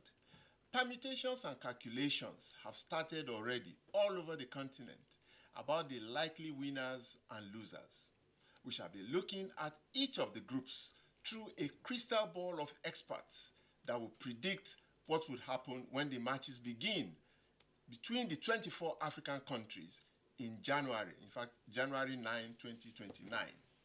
I am Segun Odegbami, Speaker of the Sports Parliament, the best diet of sports conversation on African television, coming to you live from the studios of Africa's largest TV network, NTA. Sitting with me in Parliament tonight are the maverick himself, Onome Obrute. Thank you very much, Mr. Speaker. Thank you for having me. It's going to be an exciting show. Let's get the ball rolling. Doctor in the house, Kweku Tando. Good evening, Mr. Speaker. Good evening, Africans. Good evening, everyone all over the world. From Ibadan, Wahid Ekun. Good evening, Mr. Speaker, sir. Good evening, viewers. Good evening, sports program. We are on Sports Parliament. All the way from Ghana, Sheun Omotayo. Good evening, Mr. Speaker. It's my pleasure to be on the program again today. Our guests tonight are all very special. all first-class football analysts from across Africa. From Nigeria, he will be joining us soon, a rarely seen TV and sports journalist, one of the most hardworking and foremost chronicler of Nigerian football, Kunle Sholaja. He'll be joining us shortly. And from Dubai, foremost Cameroonian journalist, writer, former advisor to a former CAF president, sports consultant, my friend, Gibson Mba. Gibson, how are you, my brother? I'm pretty good, Big Sheikh, as I always call you. I'm so excited to be back again in the program with you after so many years. You know, it's almost a quarter of a century. It's almost a quarter of a century since we did Saturday Sports Special on NTA in Lagos. That's quite a long time ago. Wow. It's exciting to be back. Yeah. So I'm doing good, and I'm happy to be back. Well, I won't ask you what you are doing in Dubai. But from Zambia, former Secretary General of the Zambian Football Federation, my good friend also, journalist and supreme football analyst, Ponga Liwewe. Ponga, are you there? Yes, Sheku. Pleasure to be on the show and looking forward to looking at the great teams of African football.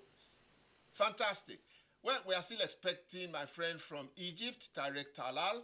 So, but before then, from Sierra Leone, we have the president of the Sierra Leone Sports Writers Association. Great man, Sir Maurice Jr. Sir Maurice Jr. Maurice, how are you tonight? Thank you, I'm doing fine. Good evening to Africa. Good evening to you in the studios. How is Freetown?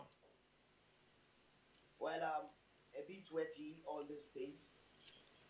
You know, it's raining heavily. Wow. Anyway, salute them in Freetown for me.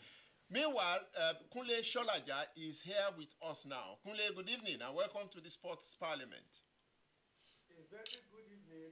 Happy to be inducted into the Parliament. At last, we catch you. These gentlemen will be doing great justice to the subject tonight. So join us after the break. It's the dawn of a new era on NTA's flagship program, the Sports Parliament, revitalized with lots of varieties, including feedback responses from viewers.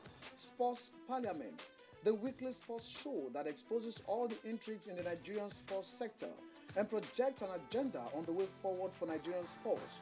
On NTA every Thursday at 10:30 p.m., running for 1 whole hour, discussing sports. The parliamentarians are more committed than ever to enlighten the viewers as the Sports Parliament takes it to a whole new level on the floor of the House. Keep a date with the Sports Parliament as motions are moved every Thursday on the floor of the House. Mr. Speaker, with his gavel to harmonize sports resolutions. The House have it.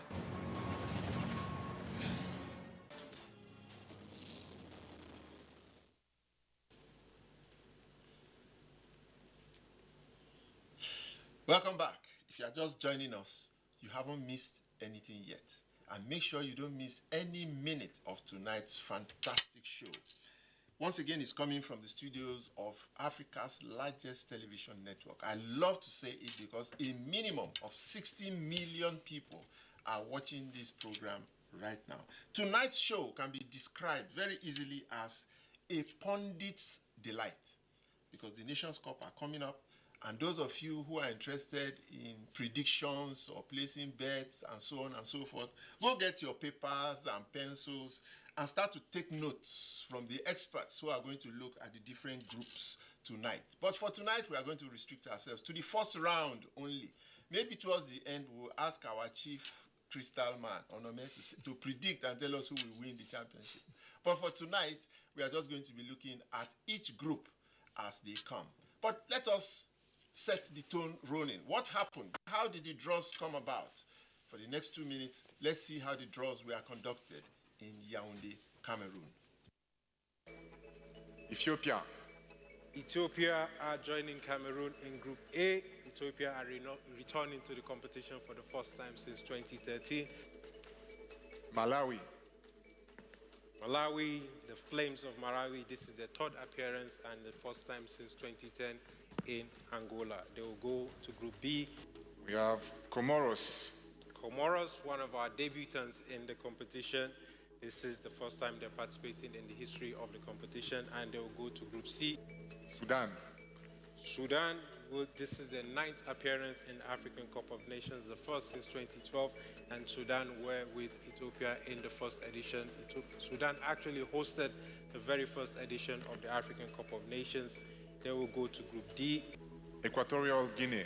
Guinea Equatorial Inzalan National. They co-hosted with Gabon in 2012 and 2015. This is going to be their 3rd appearance in the competition. They'll be going to Group E. Gambia.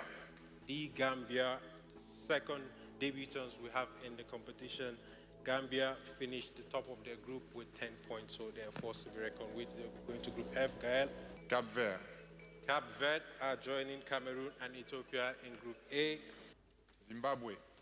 Zimbabwe, the Warriors of Zimbabwe. This is the 5th AFCON appearance. They hope to go past the group stage this time. They will be joining Malawi in Group B. Egypt. Egypt, the Pharaohs of Egypt. Egypt have 25 appearances in the competition, a record, and they also have the record of the most titles. They have 7 titles in the competition. They will be in Group D, joining Sudan and Guinea-Bissau. Senegal. Senegal, the finalists in the last edition in 2019. Senegal will have their eyes only on the trophy this time, and they'll go automatically in position B1. Morocco. Morocco, the Lions of the Atlas, this is their 18th appearance in the competition. They'll be looking to clinch the title. Morocco actually only conceded 1 goal in the qualifiers. They'll be joining Ghana, Comoros, and Gambia in Group C. Nigeria. Nigeria, the Super Eagles of Nigeria will be joining Egypt, Sudan, and Guinea-Bissau. Super Eagles are 3-time champions, and they would be looking to make better performance this time. Now, let us have a recap of all our groups. Group A, we have Cameroon, Burkina Faso, Ethiopia, and Cape Verde. In Group B, we have Senegal, Zimbabwe, Guinea, and Malawi. In Group C, we have Morocco, Ghana, Comoros, and Gabon. Group D, we have Nigeria, Egypt, Sudan, Guinea-Bissau. In Group E, we have Algeria, Sierra Leone, Guinea Equatorial, and Cote d'Ivoire. And in Group F, we have Tunisia, Mali, Mauritania, and Gambia.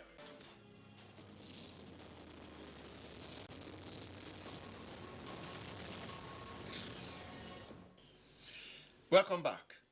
Well, for the very first time since I became aware of the Africa Cup of Nations, I am in a situation where I cannot tell you which team is likely to be in the finals of this championship. It is the most open championship I can recall for very many reasons. So, but let's just go through the groups, and then we'll see at the very end of it where all of this is leaning towards. We are going to start with Group A. Group A, that's Cameroon, Burkina Faso, Ethiopia, and Cape Verde. And we are starting all the way from Dubai. My good friend, Gibson Mba, who is well versed in the football of Africa and who will be taking us through that group. Gibson, what do you think of that group? An easy group for Cameroon, of course. As the host country, we expected to belong to such a group. And I would like to see somebody who will say the contrary, because the host countries are always positioning themselves where they're going to win the group. Raise your voice a little so we can hear it very clearly. Raise your voice a little. Just raise your voice a little. That's fine. It's fine, but raise it a little. Okay, fine. Okay. So we can hear clearly. Okay. Yeah. So I think Cameroon is in a group where normally we have to be winners of the group before starting of going to the next round, win the round, and then eventually get to the finals and win the trophy. What else do you expect from Cameroon? Cameroon has won four Nations Cup, as you know, 4 or 5 Nations Cup in very difficult terrain. Cameroon will come and won in Surrey, right in front of everybody else, in front of you. Everybody who is sitting right there. You saw Cameroon come and win Nigeria right there in Lagos. And this time around, we saw nobody in Cameroon, not even a bicycle rider in the street, would think that any other country is coming to lift the cup from Cameroon and go away with it. It's not possible. I think Cameroon is picking up to win the trophy. You just keep it because it belongs to Cameroon for now. So you are just not even looking at the other teams in the group? Well, I will look at other teams as a sports person, you know. Yeah, so go ahead. Go ahead. Other teams, well, Burkina Faso. Let's start with Burkina Faso. Burkina Faso, well, what can I say? Not too much about Burkina Faso because I don't think their football is strong enough to withstand the strength of Cameroon. Even though it's a younger team that we have this time around, most of the boys are playing abroad, as you know, as in most African countries. But Burkina Faso is not really considered as a frontline contender in any African football competition, at least for now. Cape Verde came a few years ago to surprise us all. Cape Verde came and surprised Cameroon. It happens. Cape Verde came and surprised Cameroon. Even with all those surprises, I know they can still surprise us. But what is certain is that no matter what happens, Cameroon has to win the group. Same too with Ethiopia, which is still quite young. They are very good sports people. They can run around very much, but I don't think they can. They can't beat Cameroon in Cameroon. You see, the problem is Cameroon in Cameroon. The problem is not Cameroon in Cameroon. You know, it's easy. Anybody can take a chance with Cameroon somewhere else. Not in Cameroon. Onome, you are listening to Gibson, and all he's saying is Cameroon. He's not even talking about, the possibility of anybody else but Cameroon. Are we not going to be in trouble with this Nations Cup? The truth of the matter is, Cameroon does not have a team, so I'm shocked that Gibson is saying this. Gibson, we're talking about football. Okay, we go to Group 2. We go to Group B. Group B. Let us see what's in Group B now. Group B. Group B is Senegal, Zimbabwe, Guinea, and Malawi. Senegal, Zimbabwe, Guinea, and Malawi. Unfortunately, we don't have our guest who was supposed to help us x-ray this, but I know that Kunle Sholaja is there. Kunle Sholaja, and you have been doing a lot of work on these teams.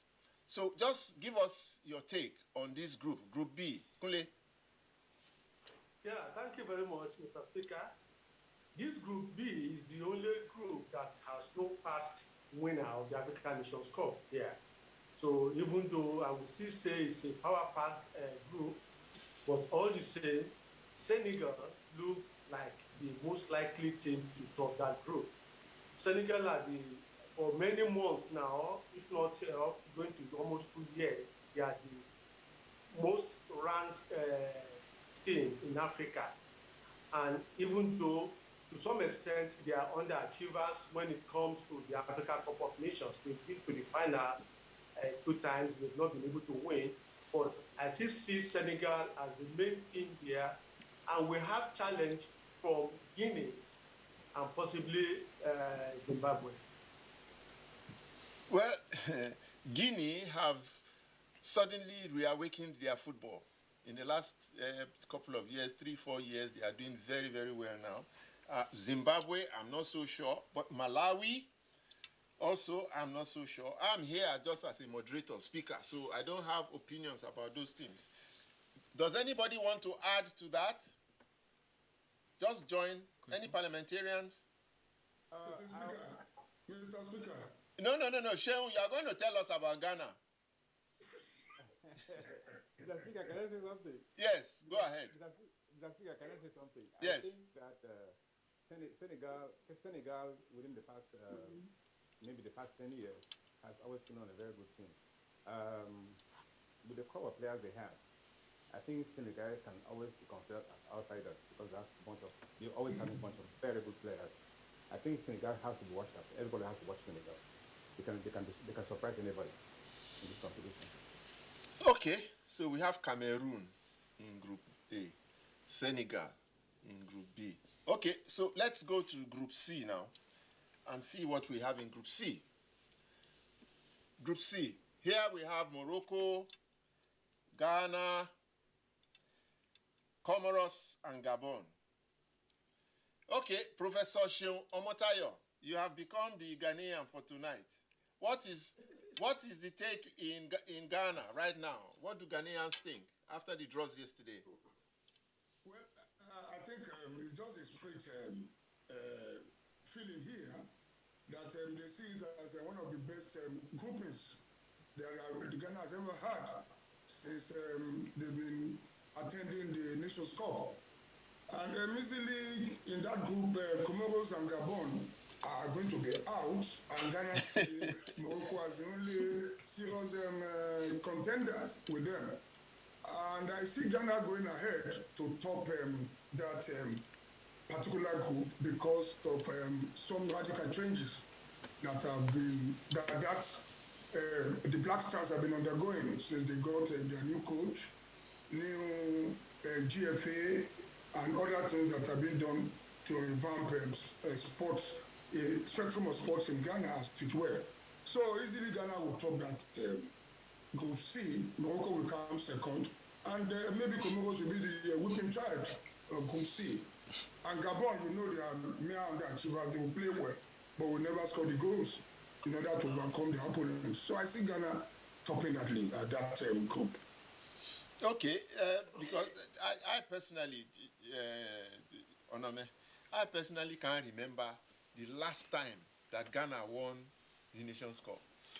Mr. Speaker, I'm really, really amazed at what our guests and parliamentarians are saying tonight. African football these days, the powerhouse teams are no more as good as they used to be. Cameroon, for example, name one player that is exceptional in the Cameroonian team that is doing well anywhere. None. None. Can I answer you? None. Can I answer you? Yes, answer me. Who? Is he in Millwall? Can I answer you? Yes, please, Gibson. Cameroon has a team. No, Cameroon can you just name one outstanding player for me? No, I don't want it. You're going to see them. I don't need to name anybody. A team that comes to win. Okay. Cameroon does not come Mr. Speaker. Okay. We will come to the conversations later. Kweku, you will talk about Ghana. Go ahead, Kweku. Yes, Mr. Speaker. I want to align with what Onome has said. I think one thing that we are underestimating that this African Nations Cup is going to be played in Africa. And we are seeing that there are certain countries whose national league levels have improved. And the level of the local league in many of these countries will determine their performance in the African Nations Cup. They're playing in Africa. And so you are going to see a new generation of countries, so to speak, that will have a good influence on this Nations Cup. Countries like even Sudan, who have a good national league, Egypt, Morocco, and so on. So I don't want to rely on past history like some of us are doing here, but let's look at current performances, especially the performances of their clubs in African continental competitions. And then we can begin to assess what many of these teams are doing.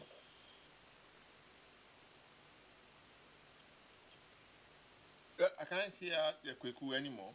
But having said that, I think we should just go straight to Group D.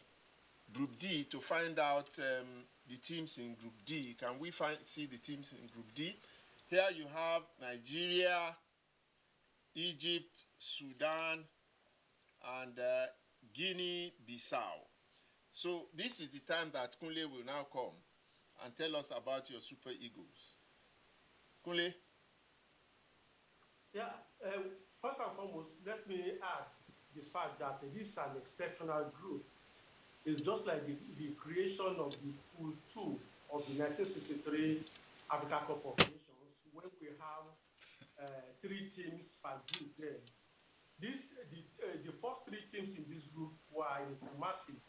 That is, I'm talking of Ghana, I'm talking of Nigeria, Sudan, and Egypt. So this is the first time the 3 teams will be coming together again in one group. And then added to that are the debutants, Guinea-Bissau. So this is a group that will be keenly contested. Keenly contested in the sense that you can take the first 3 teams as being very strong, and then the last team, the Guinea-Bissau, may be the determinant of the order of ranking in that group.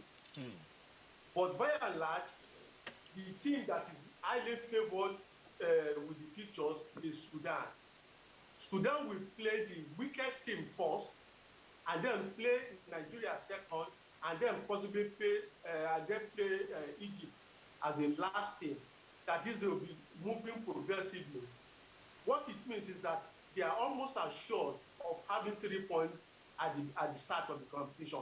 Whereas when Nigeria and Egypt meet, one can cancel the other with a victory, or the two of them will share the spot.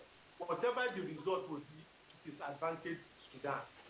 And then the Sudan will now need to win their second match and possibly qualify even without, even before the match. So that way, I can see Sudan being the spoiler there, but I can also see the 3 teams qualifying with the 3rd place team. They are qualified as one of the best 4 third place qualifiers. This is not good news for Nigerians, because you have just given a fantastic analysis beyond a very good analysis. Yeah, beyond even what you would just see on the surface, beyond the superficiality of just looking at the names of the teams. Kunle, for me, has spoken extremely well, unlike our friend from Cameroon. Kunle has not said, yes, Kunle hasn't said anything that Nigeria will be this. We know Nigeria always starts very slowly in tournaments. And now playing Egypt first will not give us an advantage if we do not win that game. So for the first time, we will see a Super Eagles team trying to beat their previous records of starting strong. So I wish them well, because right now, you know my position with the coach. We don't have a coach, so I don't really have anything to say about the Super Eagles. Okay. I think we should before we go to Group E, let's go on a short break, and when we come back, we'll look at Group E after the break.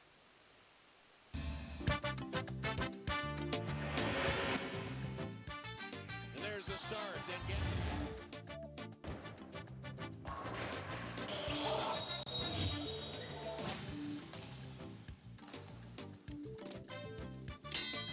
Promises to share out. Winds up that right hand.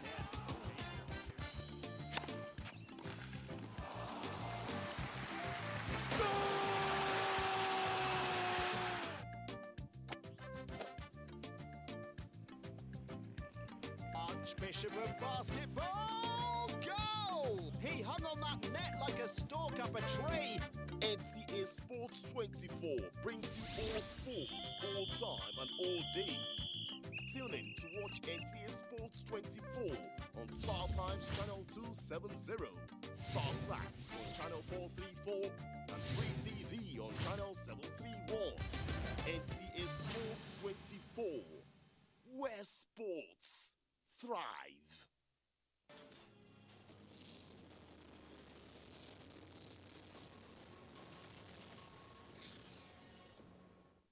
Welcome back. So we've been having this conversation on the groups. We have covered Group A, Group B, Group C, and Group D. Let's go to Group E now.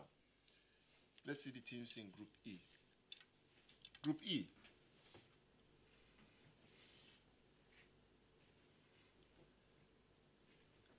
Here we have Algeria, defending champions, Sierra Leone, the Lone Stars, Equatorial Guinea, and Cote d'Ivoire. Well, let me go to Maurice. Sir Maurice in Freetown. Yeah. So what's happening? This group, after the draw was made, Sierra Leoneans received a mixed feeling about this group. In a group playing against the defending champions, Algeria, that will want to defend their title. And the interesting fact about it all is that your opening match is against a star-studded Algerian side. And others in the group, Equatorial Guinea, of course, we all know they are former African Cup of Nations host. They at some point they get past group stage to quarterfinal stage, and Ivory Coast also. These are no new names when it comes to African Cup of Nations, when it comes to African football. But however,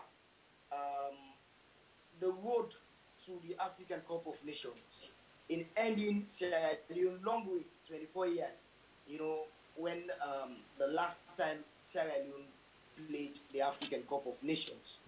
They are hoping that the road they use to the Nations Cup, will spur them up for the first time to get past the group stage. Because mind you, the two-time Sierra Leone qualified to the African Cup of Nations, they never get past the group stage. And now they are looking forward to get past this group stage, progressing from Group E. Though it's going to be a difficult task, but however, there is still hope. Mind you, the Super Eagles of Nigeria, reignite Sierra Leone chances of qualifying, and indeed that spark up Sierra Leone to qualify to the African Cup of Nations. We all know the 4-0 lead Sierra Leone fought hard and level. That particular draw in Nigeria give them the belief. It gave the players the confidence that yes, we can do it. We can qualify to the African Cup of Nations. And the return leg in Freetown again played in a draw. That also increased it. When the team played against Benin, on neutral venue, that is in Guinea-Conakry. And we all know the corona virus thing, the controversy that surrounded the match. The match was supposed to kick off a day, but it was postponed due to issue about coronavirus test, no coronavirus test. But at the end of the day, we all saw the outcome. Sierra Leone went on to win the match by a goal to nil from the penalty spot, courtesy Kai Kamara penalty. And that has already inspired the boys going into this game. And quite recently, the player Kai Kamara and former Leone Stars captain and legend Mohamed Kalon, they engaged in a Zoom meeting and to discuss this group. There is hope, there is belief that if Sierra Leone performed, because what is interesting about this group is that for Sierra Leone is that their opening match is against Algeria. You get something from Algeria match. Next up is Ivory Coast, the Côte d'Ivoire. If you can get something either of the two matches, trying too hard. From the Algeria match, what's his name? Or the Côte d'Ivoire match, at least the point. Then the Equatorial Guinea clash is going to be an all-out must-win for the team. Then if you can pull 4 points from this group, you stand a chance to go through to the next round. Yeah. So that is the thing. Okay.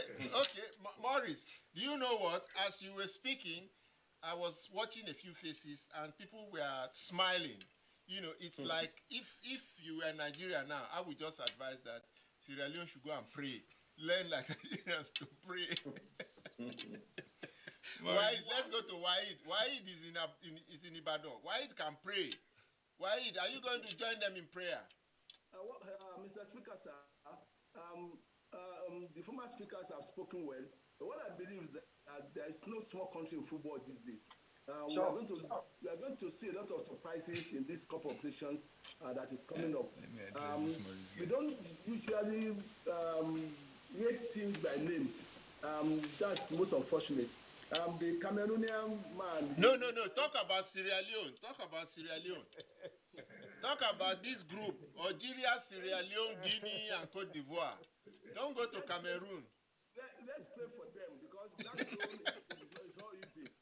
Where there's Algeria, there's Côte d'Ivoire, and there's Equatorial Guinea. They are the least favored.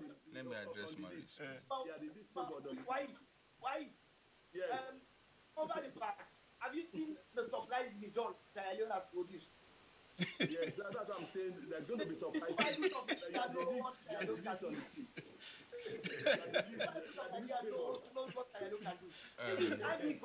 Okay. Do you know the last session song? Ivory Coast. We held them to the draw. It's Côte d'Ivoire. No problem. Maurice. Yeah, okay. Okay, Maurice. Okay, Waheed and Morris. Onome is disturbing me here. Onome says he wants to contribute. Onome, so what's your contribution? Morris, hello, Morris. Go on now, he hears you. Morris, there are 3 very good churches in Nigeria. Winners Chapel, Redeem, and MFM. I will send you the pastor's numbers so that you can talk to them. You are trying too hard. It won't help you. It is well with you. All the best. For Nigeria to defeat Sierra Leone in Nigeria. Morris, ask me for number. We send to you. Okay. Now we'll come back and look at that again. And in fact, we have a pastor in the house, but let's just wait, until we look through Group F. Group F. So can we see Group F, please? That's Tunisia, Mali, Mauritania, and Gambia. Tunisia, Mali, Mauritania, and Gambia. Me, I don't have the foggiest idea. Who is going to take this on? Let's start with you. This group has it's well placed amongst themselves. You have newbies and you have those with history. Tunisia, for me, are still a good side because they have a fantastic league, and I will toe the line of Dr. Tando. The Malians are quite good. Gambia, are upcoming artists like Mauritania. For me, with this group, I'll go traditional teams. I'll go Mali and Tunisia. So they say that, you just heard Waheed, who said that, it's not just about the names now. Yeah, you have to look teams. at the specific teams. That's why I said the league, especially in those countries, because, with tournaments like this, countries that have most of their players playing abroad will need time for training. And that FIFA window, there's no time for that. So basically, you must stick with the teams that traditionally have blended over the past year, to give their best. Don't forget that because of the COVID issue, a lot of these teams haven't played games together. So there's a little bit of distraction from that. But teams that have good leagues, like Dr. Tando said, that are doing well, that most of their core players come from their local league teams. They train together, they have enough time to be in camp to blend. I will give it to those teams. The Malian team, they have most of their players based in the Malian nation itself, and they play in the Malian league. Likewise, Tunisia as well. Mauritania and the other team in that group. Mali and Gambia. Yeah, the Gambia. Mauritania and Gambia. Most of their players are based predominantly at home. So I don't think they would have... Gambia, this is their first time, but yes, to qualify, they played very, very yes, well. You see, Mr. Speaker, with tournaments as this, there's something called experience that you can never buy. You have that. So I can't preach that to you. When they get to the center stage of the mid-tournament itself, most of these teams get cold feet. And so they can't really live up to the billing. So I'll give it to Mali and Tunisia. So I will go to Kunle again, because, Kunle is the master at this thing. Kunle Sholaja, help us look at Group F. Well, Group F is going to be a straight fight between Mali and Tunisia. You remember the opening match of 1994 Africa Cup of Nations, Mali versus Tunisia. And the Malians actually shocked the Tunisians at home. Koulibaly scoring vital goals there. So I see this match, and incidentally, this Group F is going to be the opening match of that Group F is between these two teams again. So I can see vengeance on the part of Tunisia trying to revenge what happened to them in 1994. And I also see Mali. Mali is one of the emerging football countries in Africa, and if you look at their national teams, they do well. They may not be among the top notch of those who have won the Africa Cup of Nations. As a matter of fact, in that group, I think it's only Tunisia that has won the Nations Cup only once in 2004 when they hosted it. But by and large, it's going to be Mali and Tunisia qualifying in that group. If what the form book says is upheld. But any of Mauritania and Gambia might just be able to be lucky and be one of the lucky top teams to qualify. Fantastic. So, well, we have gone through the entire groups. I will start with Waheed in Ibadan because he hasn't been specific enough. To now look generally, after you heard everything that has been said, Cameroon, from what Gibson said, you have to set them aside because whether you like it or not, Cameroon will get to the final. That's what Gibson said. So, what is going to happen? Why It's too early to talk about which team is going to play the finals or not. Gibson is only being patriotic, has only been loyal to I don't think so. We are talking of Cameroon. We are talking of Cameroon. Yes, I like that spirit.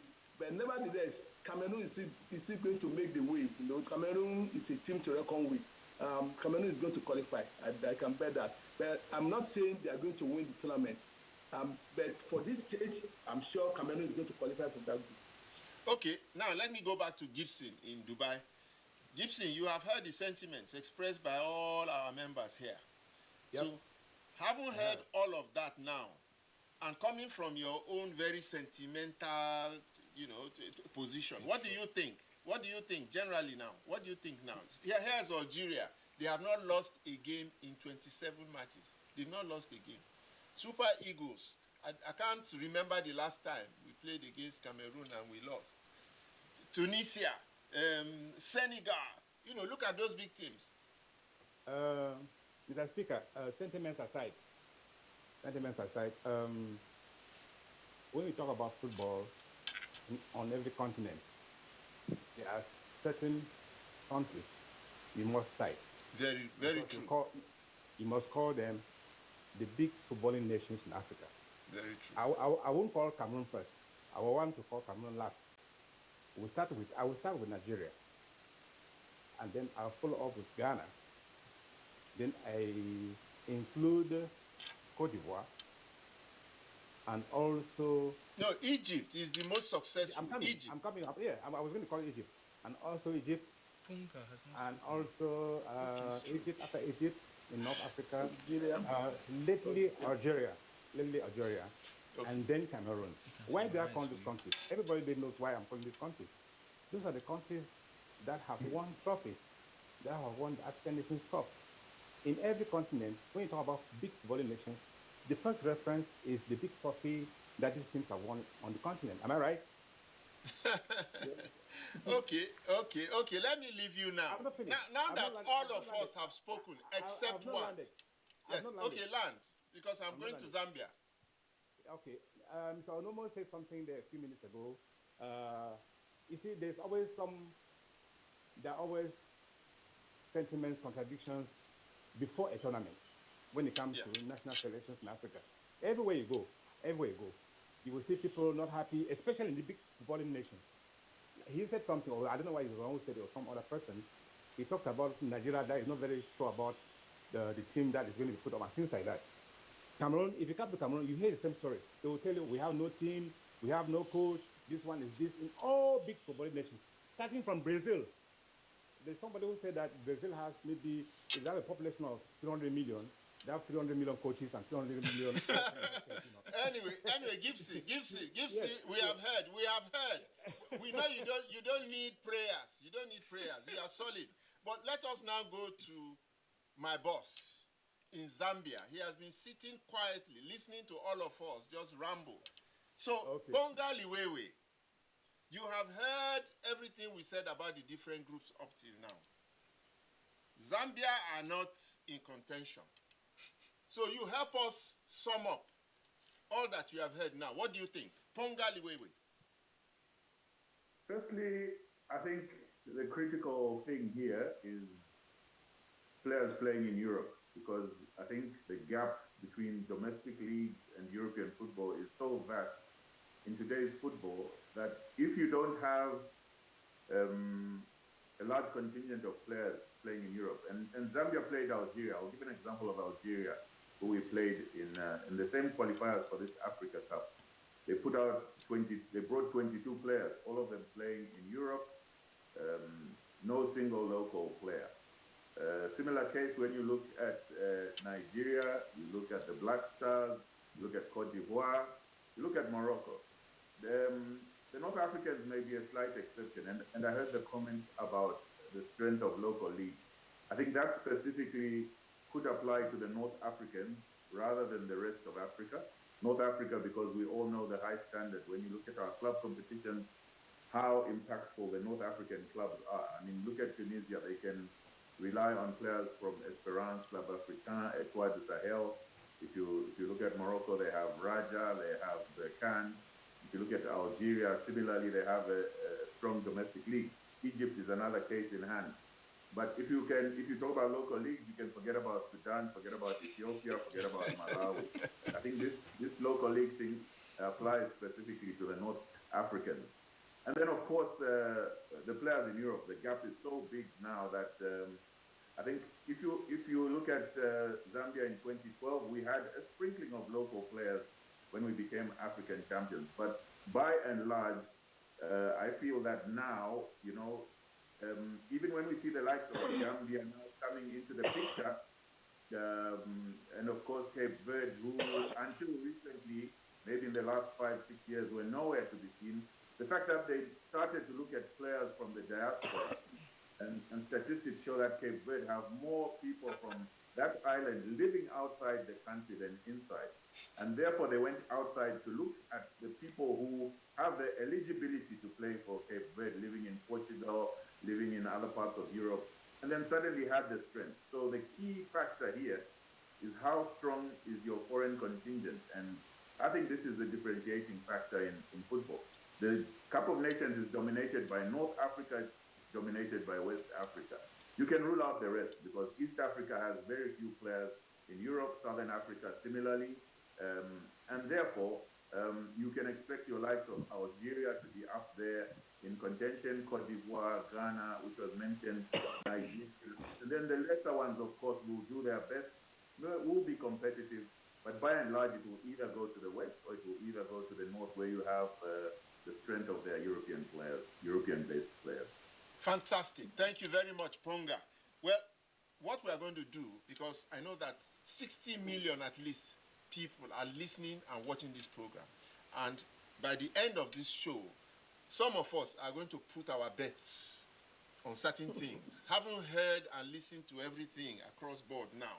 So I'm going to start from Kunle and just go round so that you sum up for us and tell me the team that you think would win the Nations Cup. I'm inviting 60 million people to bring your pens and pencils and start to write down what you hear from this moment. Kunle Sholaja. Well, professionally, it's not. I cannot predict that a particular team will will win the cup. If I'm to talk on a personal basis, I will wish Nigeria to be the team that will win the African Cup of Nations this time around. We've been to the final match. We played the final matches almost 8 times, winning 3. And then winning the silver medal or the runners-up position twice. So this time around, anything outside the winning of the cup will not be a good podium appearance for us. Enough of third place positions. We have done that for a record 7 times. We now want to to move closer to what Ghana has achieved, 4 times winning the cup, at least equaling Ghana's feat. Ghana have been our own rival here right from pre-independence days. We need to at least equal them, and then we now begin to move closer and see how we can match Cameroon. And by the way, I heard what Gibson said. He forgot one fact, that Cape Verde was never beaten by by Cameroon when they met in the qualifying series. This is one of the rare instances where we have the same teams coming from the qualifying group, also coming into the final group together. That's Cape Verde and Cameroon. In Cameroon, they played goalless, and by the time they got to Cape Verde beat them 3-1. And that is to show that it is really not very, very easy to predict that a particular team will win. We know traditionally there are some teams that you can actually claim that they are football powers in the continent, and they have the muscle and they have everything that it takes to move close. Okay, Kunle, those ones that want to mark and put their bets, They don't want to listen to you anymore. You have picked Nigeria. Kweku Tando, you have 30 seconds. Kweku Tando. Yes, Bishop, I want to take a cue from what Pongali said and what I had said earlier. I'm going to look at the winning team coming from either North Africa or West Africa for the reasons that were mentioned, the strength of their foreign legion, the strength of their league. But I'm going to give an advantage to the winning sides with regards to the weather. The weather in Cameroon will be more suited to the West and Central African countries. So for me, the winner is going to come from West Africa, Central Africa, and you have Nigeria, Cameroon, Cote d'Ivoire. Those are. So you haven't said anything. You haven't said anything. Just name three. You named three. You can't have three winners. Well, I've narrowed it down to West and Central Africa. Okay. So they don't need you too. We need a name. Why Deku? We need a name. I think it is safer to zone the winning team now. It's safer. When the competition starts, we'll become specific. I'm predicting some team from North Africa to win the African competition this time around. Precisely, I want to pick the defending champion. Algeria, fantastic. Algeria, okay, let me go to Prof in Ghana. Prof, what do you think? Mr. Speaker, it's been quite exciting listening to other parliamentarians. You see, personalities are involved in this matter, and personality is very dynamic. In my view, I see a replay of the 1980 finals in Lagos, where Mr. Speaker was the hero of that match. And I see a Nigeria-Algeria finals, in which Nigeria will overcome Algeria. Fantastic. Morris in Freetown. Morris in Freetown. You have 15 seconds. 15 seconds to tell me, will Sierra Leone win? Yeah, quickly before... No, you don't have time. You have 15 seconds. You have 15 seconds. Quickly, I want colleague parliamentarians to know that African football, the upsets are always there. Madagascar, Nigeria in 2019. We all know the results, 2-0. And Algeria and Malawi. Malawi defeated them in their opening match 3-0 in 2010 African Cup of Nations. Okay, so prepare for the upset. But honestly, I'm thinking somebody from West Africa to lift the title. Okay. So let me now shoot back to Ponga Liwewe. The whole of Africa wants to hear you. Your analysis was just fantastic. So just tell us before we go. I'm putting my money behind whoever you mentioned tonight. Mr. Speaker, you haven't heard from me yet. Oh, okay. Your own is Cameroon now. We know. Ponga. Why do you say so? Okay, Ponga, go ahead. Right. Nobody wants to put a name, but I'll be brave enough to do so, and I'll say I would put Senegal if I had to put my last penny, because of their form in the last couple of years. They were the best African team at the 2018 World Cup. They were finalists in 2019. Okay. They haven't won the Africa Cup of Nations, so I believe they'll be fully motivated. So Senegal, thank you very much, Ponga. Thank you very much, Ponga. So, and then the last person to say something now would be Gibson. No, Gibson has said Cameroon. You said if you... No, I didn't say it. No, the world will end. The world will end. Okay, say it now. Say it. Which team will win? What I wanted you guys to understand is... No, don't explain. We don't have time. Just say it. Which team do you predict will win? I would imagine that Cameroon will play finals with Nigeria. Okay, Cameroon. And who will win? And then history will repeat itself.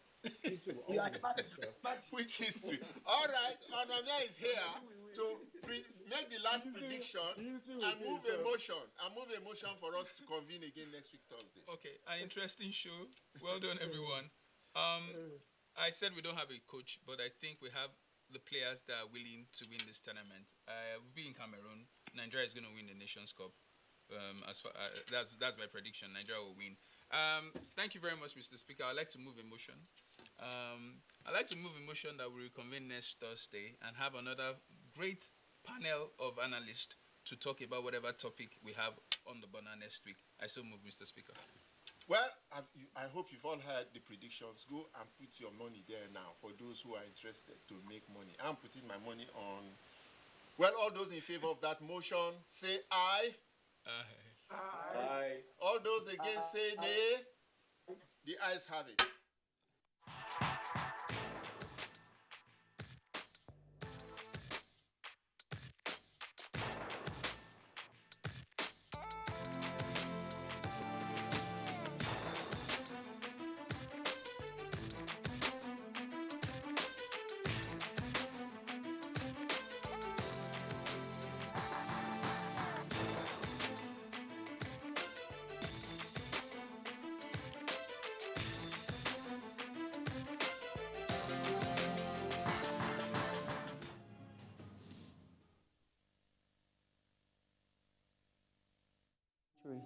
has actually hit the whole world very hard, even the strongest of economies, and Nigeria was not spared.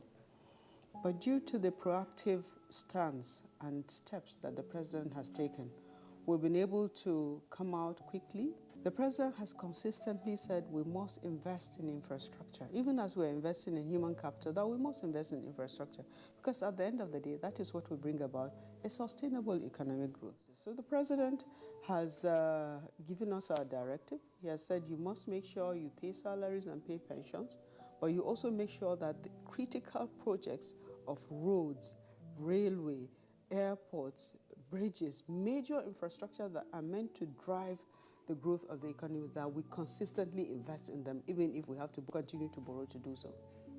This message is from the Federal Ministry of Information and Culture. The Digital Switchover project, which is commonly referred to as DSO, which entails television channels switching from analog to digital broadcasting, is one of the biggest projects embarked upon by this administration. Branded as Free TV, offers its viewers about 60 digital channels, including sports, music, movies, and news. The federal government has licensed about 23 set-top box manufacturers. 7 of them have self-production, employing several thousands of people. We've made it now compulsory for all stations in Nigeria to only broadcast productions made in Nigeria for products which are produced in Nigeria. Since coming into office in 2015, the Buhari administration has recorded unprecedented achievements in all sectors, especially in the provision of infrastructure, which is the key to economic growth. Never in the history of this country has any administration done so much with so little. Recall that when this administration came into office, the price of crude oil, which provides for 80% of Nigeria's budgetary revenues and 95% of foreign exchange earning, dropped drastically, thus reducing the amount of resources available to the federal government. In spite of this, the administration has continued apace with massive infrastructure development. This message is from the Federal Ministry of Information and Culture.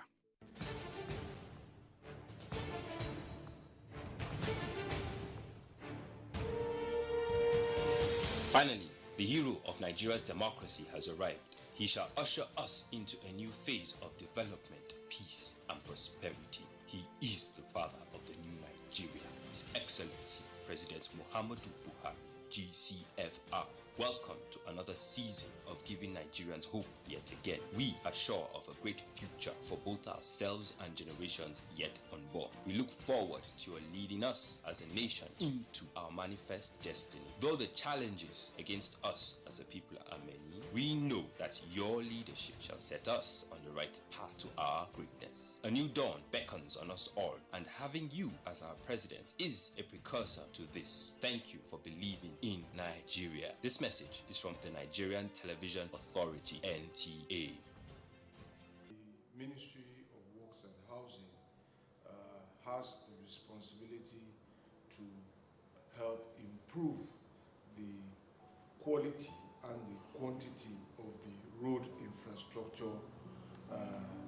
assets, which are the roads and the bridges and the highways.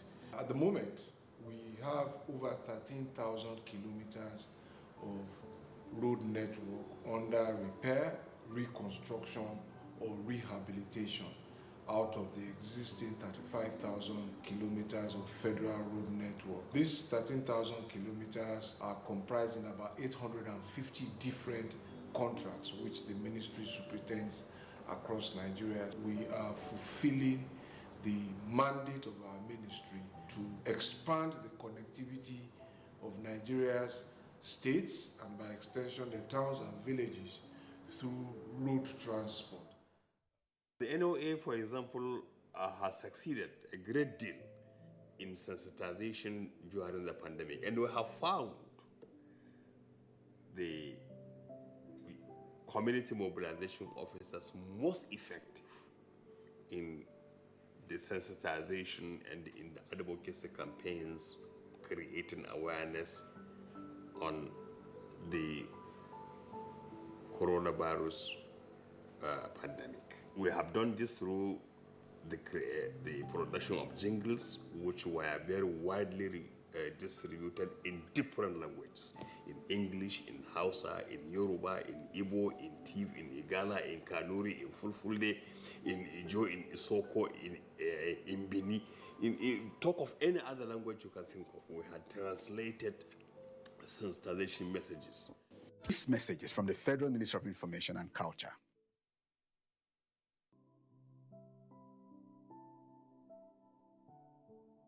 This present government has done a lot on the train modernization. They came in and completed the Abuja Kaduna, and we have 9 stations there, 5 stopping stations and 4 crossing stations, making 9. And when we started in 2016, we started with 2 trips, then we later moved on to 8 trips. And we are talking about moving to 14 trips a day, and we have been able to send 10 DMUs, 10 coaches, and 2 locomotives new. We have 12 stations on the Takbere line. It's about 312 kilometer length of track, and it's over 35 years old. And the government came and took it up, finished the track, built modern stationing, and the stations are finished. Working on the signaling. We all hope to start the commercial operation by the end of September.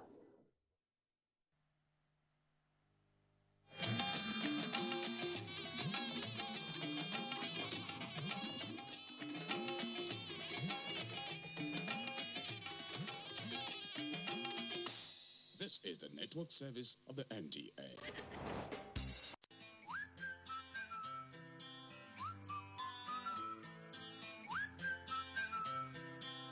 Can you blow my whistle, baby, let me know. Girl, I'm gonna show you how to do it, and we start real slow. You just put your lips together and you come real close. Can you blow my whistle, baby, Here we go.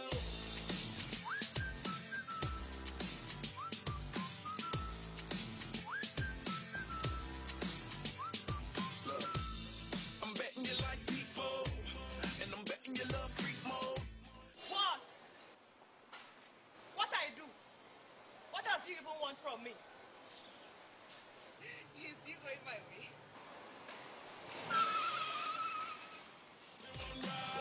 I'm a damn shame, order more champagne, pull a damn hamstring, trying to put it on ya.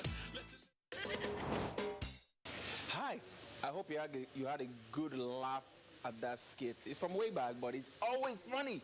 I know it sort of guides the conversation we're having today, all right? And with that, I want to welcome you specially to Beyond Six Packs. My name is Abide. I am not alone here as usual. I have my main man. What's up, man? And guys, welcome to the show. My name is Obi. So today, we'll be talking about, like you said, something that weighs on a guy's mind, beauty or brains, which is higher. Yeah. What do you think, bro? First of all, if it's left to me, I don't believe I'll consider any of the two. Yes. You know, but it's also equally important. Just keep it there, keep it there, keep it there, keep it there, keep it there, keep it there, keep it there. We'll give you the lowdown just as we come back. So take a chill pill, don't go anywhere.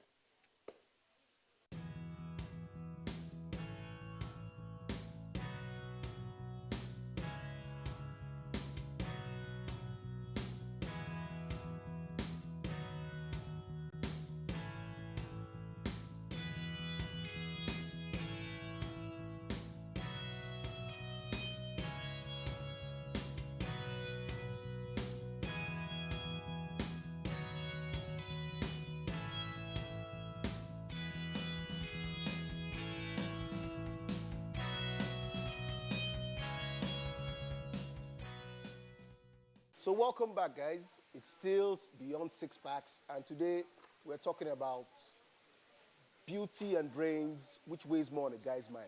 We have our guest in the house, and he's Chuma. Chuma, how you doing, bro? I'm good, man. I'm good, man. No mind now. Claw. Oh, wow. Stronger bond.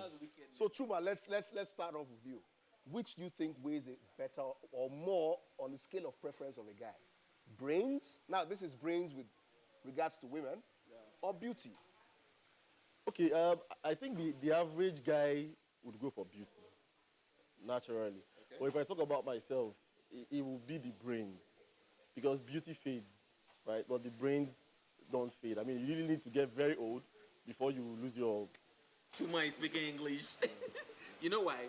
This is why I think so. I think as if every guy, when you say average guy, I think every guy, there's that first appearance, all right? Because that's why women are packaged the way I'm packaged.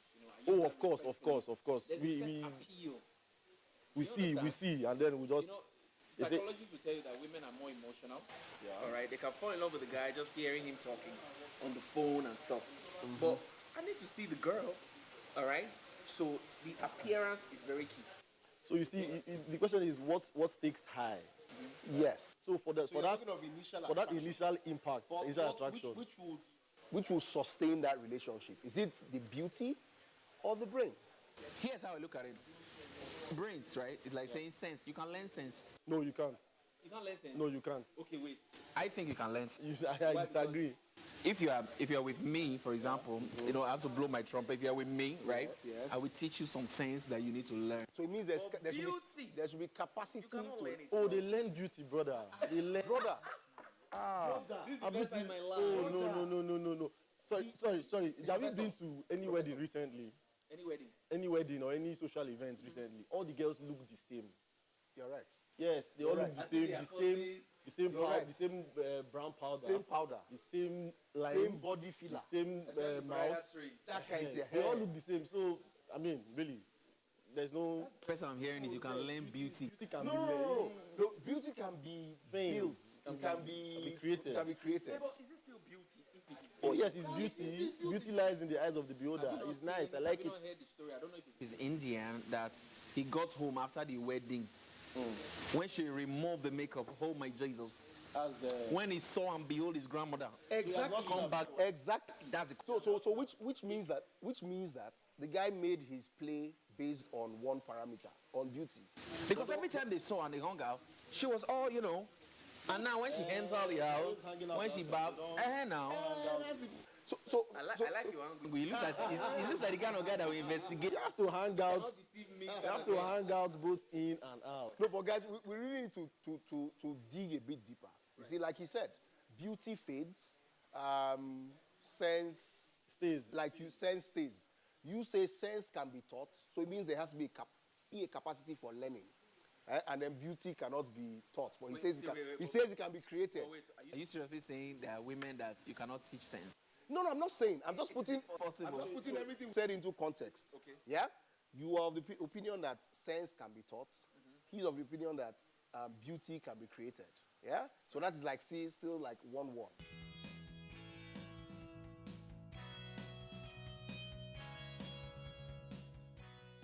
Hello there, and welcome to another exciting episode of Gist Zone.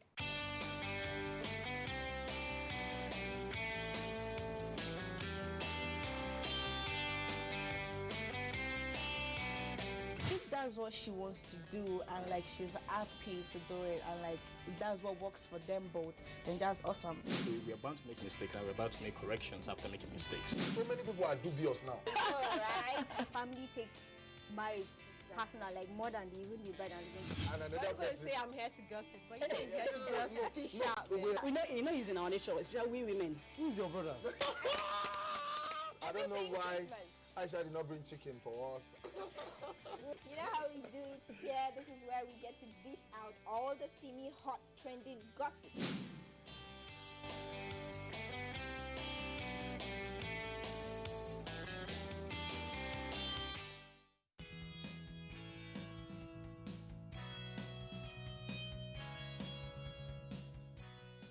So, which do you still think has the capacity to keep that relationship burning, fiery, passionate, interesting, very exciting? You know now. Are you sure it's your hand you are showing? Or you are showing us something else, bros? I'm watching you. What I'm saying is this. I think also that they say beauty is in the eye of the beholder. Yep. Okay. So she's beautiful to you doesn't mean she's beautiful to me. All right, because maybe. But there is general beauty. Beyonce is beautiful to all of us. You see, she has money, bros. It's beauty. She has money. There's a girl that is. Don't forget that there are different kind of guys. There are guys who are more about what she looks up front.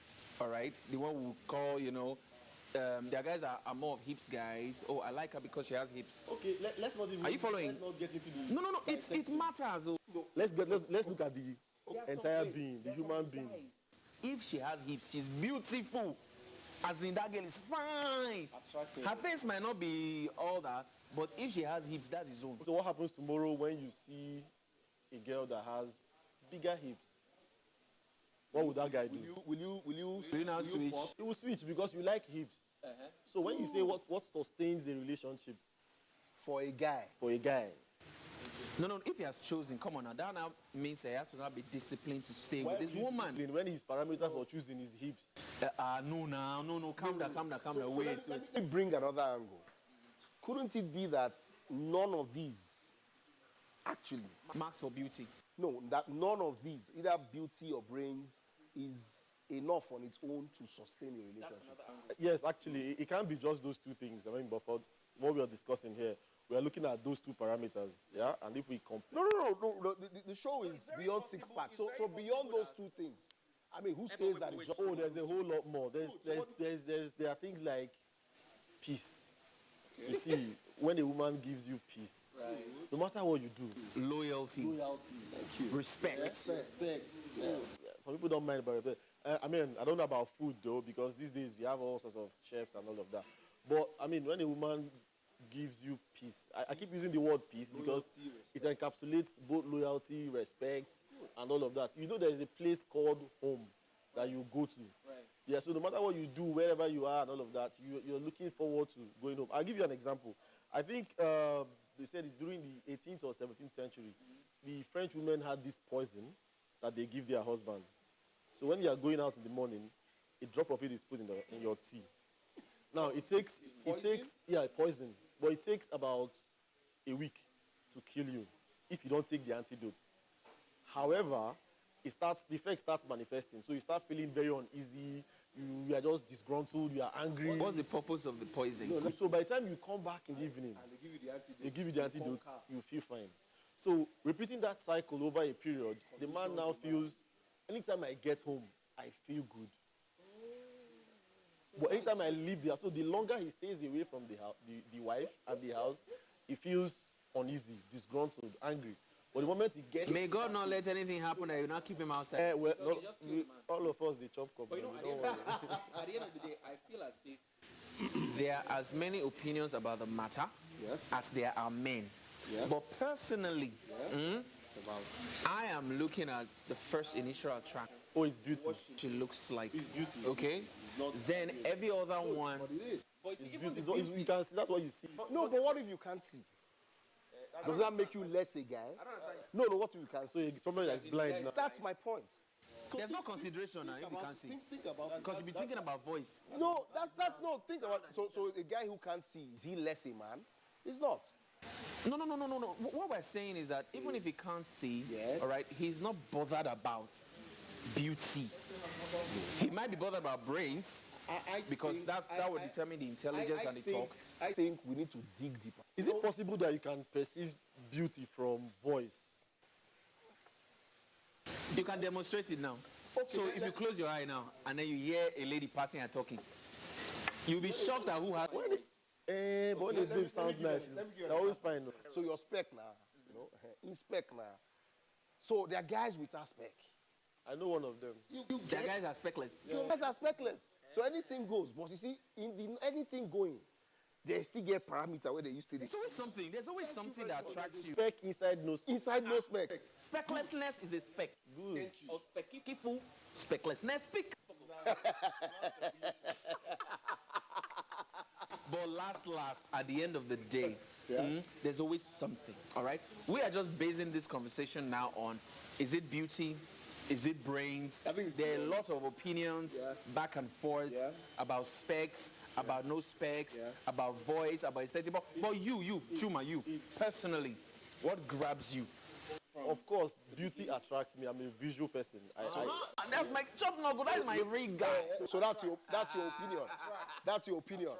That's your opinion. We've gotten your own opinion, right? I'm not gotten your own. You're My- still speaking English. Well, I have redefined beauty and called it the word aesthetics. Yeah. So why don't we go out and find out what other people think about this as we go on to the opinion poll? Yeah? Opinion poll it is, so stay with us. You are still watching Beyond Six Packs.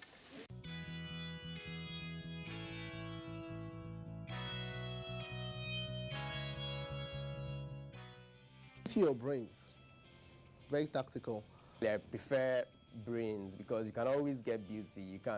People buy beauty these days. Give or take, some about 15 years ago, it was all about brains. But nowadays, with the advent of social media, you see a whole lot of women putting a lot of emphasis, money into their looks. There's a saying that eyes na first chop. First and foremost, you have to be attracted to the beauty first, for me. I'll prefer a blend of both. Why? Because I need the brain to be able to stay at home. I need the brain to be able to be sane at home.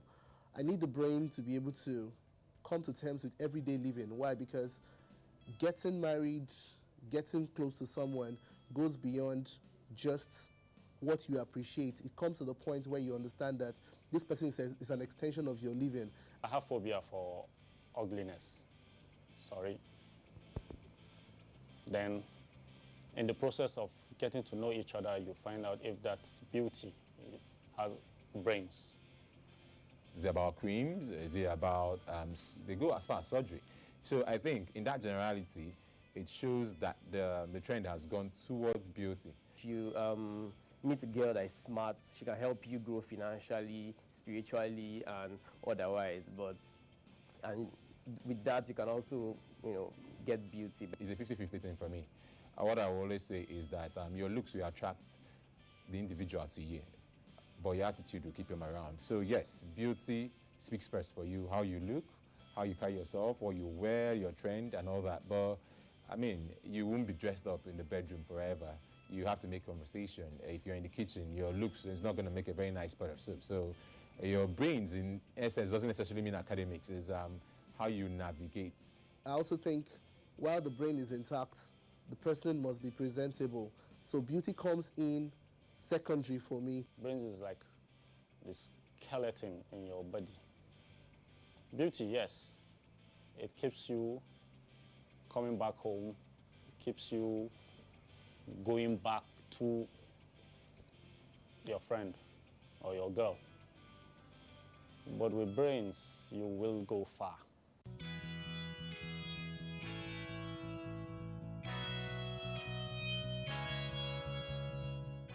Welcome back. Thank you for staying tuned to Beyond Six Packs. Very interesting polls there, and some of them were even funny, as we went on. But now we're here back with the guys. So how you doing, man? I still do. You good? Good.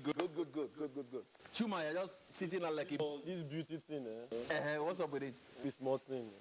Yeah, for me, not easy. It be like say. Wait. Chuma is trying to say something, but he's not saying it. What's not easy about it? See, Has it caused you trouble in the past? Well, I think it has caused problem for every guy in the past. Men, you'll be following the beauty until there's... I think it's just geared towards gun him down, and then you are expected not to be gunned down. Wait, you're still speaking in parables. Gun him, you said, is it gun her? Beauty trying to gun us, guys, down. I get. I expected not to be gunned down. So on to the next one. Imagine a soldier in battle, they are shooting you, but they don't want you to fall down. But another thing is this, ladies that are beautiful, right? They know how to wave the wand in your eye. Yeah. All right? Especially when they know that, man, I got this whole package, man, you know what I'm saying? They will use it, And if you now, of course, allow yourself, before you know it, all your principles have changed. You are beginning to do stuff that you're not planning to do before. Spending monies that is what sent to your mother. But that's what makes To buy it. shoe. That's what makes it exciting now.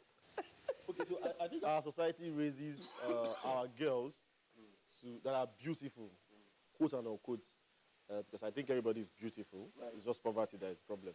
But that's true. All the girls that are beautiful, that fit the societal approval of what beauty is, are raised to